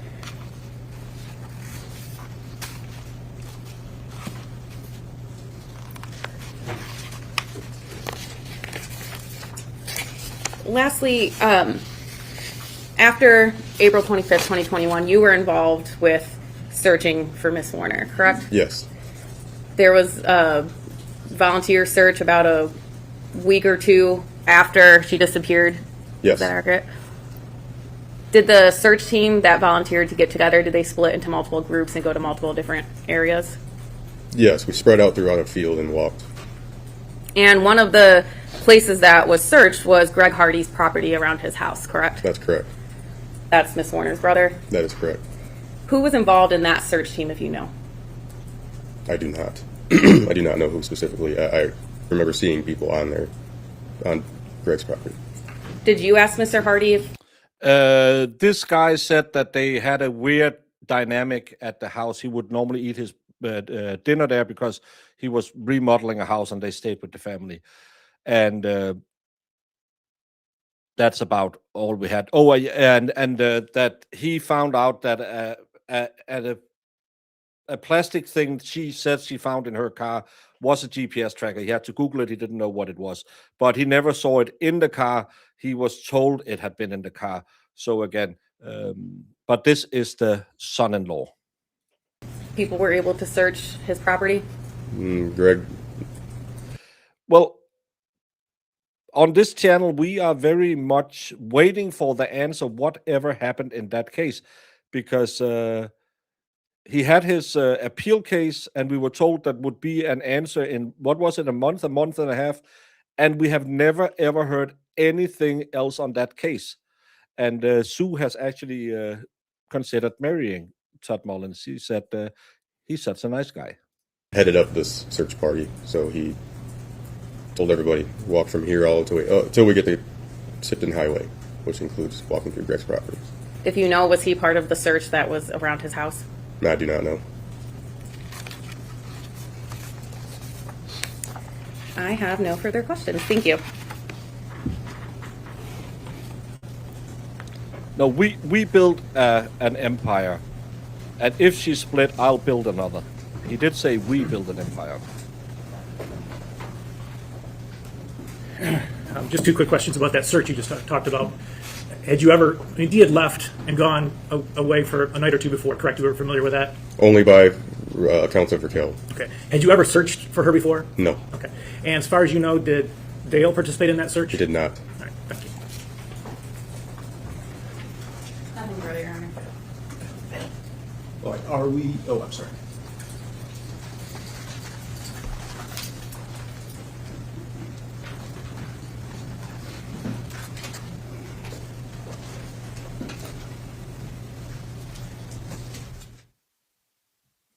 Look who's getting all fancy now. From a juror, to my understanding, right, we have received a question from a juror, to my understanding, that neither side has any issue or objection to me asking that question. No objection, Your Honor. That's correct, Your Honor. All right, so the question is, what was Dee's reaction when she found out about the tracking device? She was extremely angry, very angry, and she was angry before I told her what the Google search resulted in, and then when I told her it was a tracking device, she was very angry. All right, Mr. McCready, any further questions? Nothing further, Your Honor. Thank you. Ms. Vinsky? No, thank you. Okay, are we excusing Mr. Lally from his opinion at this point? Yes, Your Honor. No objection. Thank you. For lunch at this point, I will ask you to return shortly before 1:30 p.m. I do have one hearing. I'm going to try to get in at 1:15, so we'll try to start on time, but as usual, things happen, so maybe not. Thank you.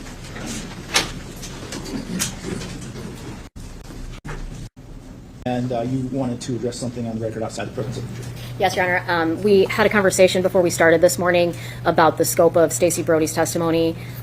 She did not testify at prelim about the bruising, the handprint bruising on Miss Warner, or excuse me, what appeared to be handprints on Miss Warner. We did include that in our motion, and the court has indicated that we can get that testimony in through Miss Brody. That's correct, Your Honor. When we discussed this in chambers, we did object to that as being speculation on the part of Ms. Brody, lack of personal knowledge, irrelevant, even if relevant, unfairly prejudicial. We understand and respect the court's ruling, but we wanted to make sure that there was a record of that objection. Thank you. All right, thank you. And so that there is a record of my decision on that, I believe there was also some mention of it being lay opinion, and I did indicate that I believe it is admissible lay opinion in that it is rationally based on perceptions and would be helpful to the trier of fact with respect to the testimony in general. I find that it would be based on Ms. Brody's perceptions and observations, and I do think it is relevant to an issue in this case, that being the issue of domestic violence that we've discussed. I don't think that it is more prejudicial than probative, and so for those reasons I would overrule that objection. Thank you, Your Honor. All right. Anything else we need to address at this point? No, thank you, Your Honor. Okay. Thanks for your time, and we will try to resume at 1:30. So, this was the morning portion of day 3 in the Dale Warner case. It's the small building of the wall, but I wish they would go faster, because there's been a lot of redundancies in this. Yeah, they had a shitty relationship. We get this. I think that getting the GPS tracker in there is good. The question she asked, what was her state of mind, that she was already angry before, that kind of could imply, if I was the defense, I would try and spin it out that, well, she placed it there to have something to be angry about. But this all comes down to a really, really shitty welding job. And they can stack as many people they want in the jury box. I still believe when they see the x-ray photo of the tank and that really, really bad welding job, there's no discussion. He's going to be found guilty in all of this, because we haven't heard any attempt of establishing a third-party culprit defense. How would she have welded herself inside a fertilizer tank? I just wish that we didn't have all the redundancies. And oh my God, hopefully those were the last body camera videos. Spire, go get some sleep.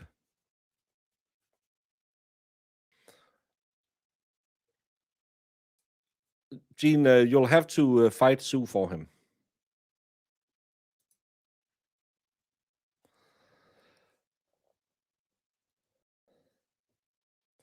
Mullins didn't do it. It was an accident, or one of the guy's wife was having an affair with did it. I can't remember what the conclusion were we got to back when we watched it. There was something about the time period that seemed a little weird. But there was also something about the rake injuries to the body that made no sense. So, yeah. Just watched this story, an episode on People's Magazine, I think. Well, now you can come and see how it will be played out in court, because sometimes I wish I could just put on some underlying music and just clip out the good parts, because this is a little bit slow. I hope there will be more. Why are we having 9 weeks of this case? And Jemima will come in and say, oh, you should be happy. I could turn it into 12 weeks. No, you don't need 12. Just show the shitty welding on the tank. Get two people to say, yeah, they didn't like each other. My biggest fear is that we're going to get into the financing. That we're going to have 3 weeks of, let's do a forensic audit of their companies. No, thank you. I would rather fix Sue's Wi-Fi than listen to another Alex Murdoch trial.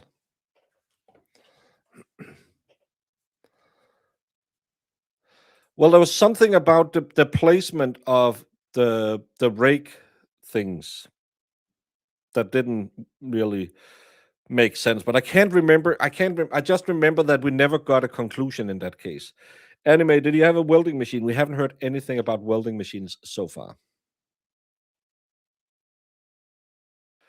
The families are financial rivals. Yeah, that's the thing. Apparently, it's one of those Hatfields and McCoy things where they were from the two fighting families, and then they met up later in life and got married.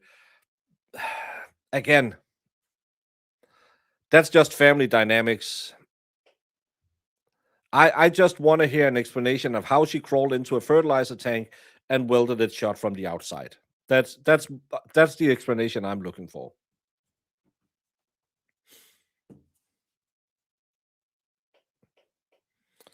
Because I helped you out yesterday. You had Jemima, you had Side Eyes. All of these people were just making you go the wrong way. I came in and I fixed it. Like this, no problem at all. A thank you, Baker, would have been nice, but it would also be a little too much to ask, because that would mean that you would show me the same amount of love and care that I show you. Every day I try to make Sue happy. Every single day. And what do I get? Slapped in the face verbally.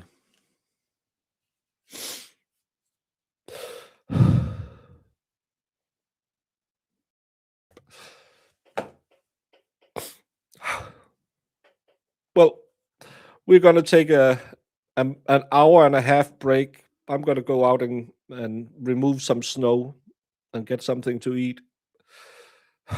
Sue's going to be mean. And the rest of you should just do all the YouTube things and come back. Sue, don't be like this. I'm trying.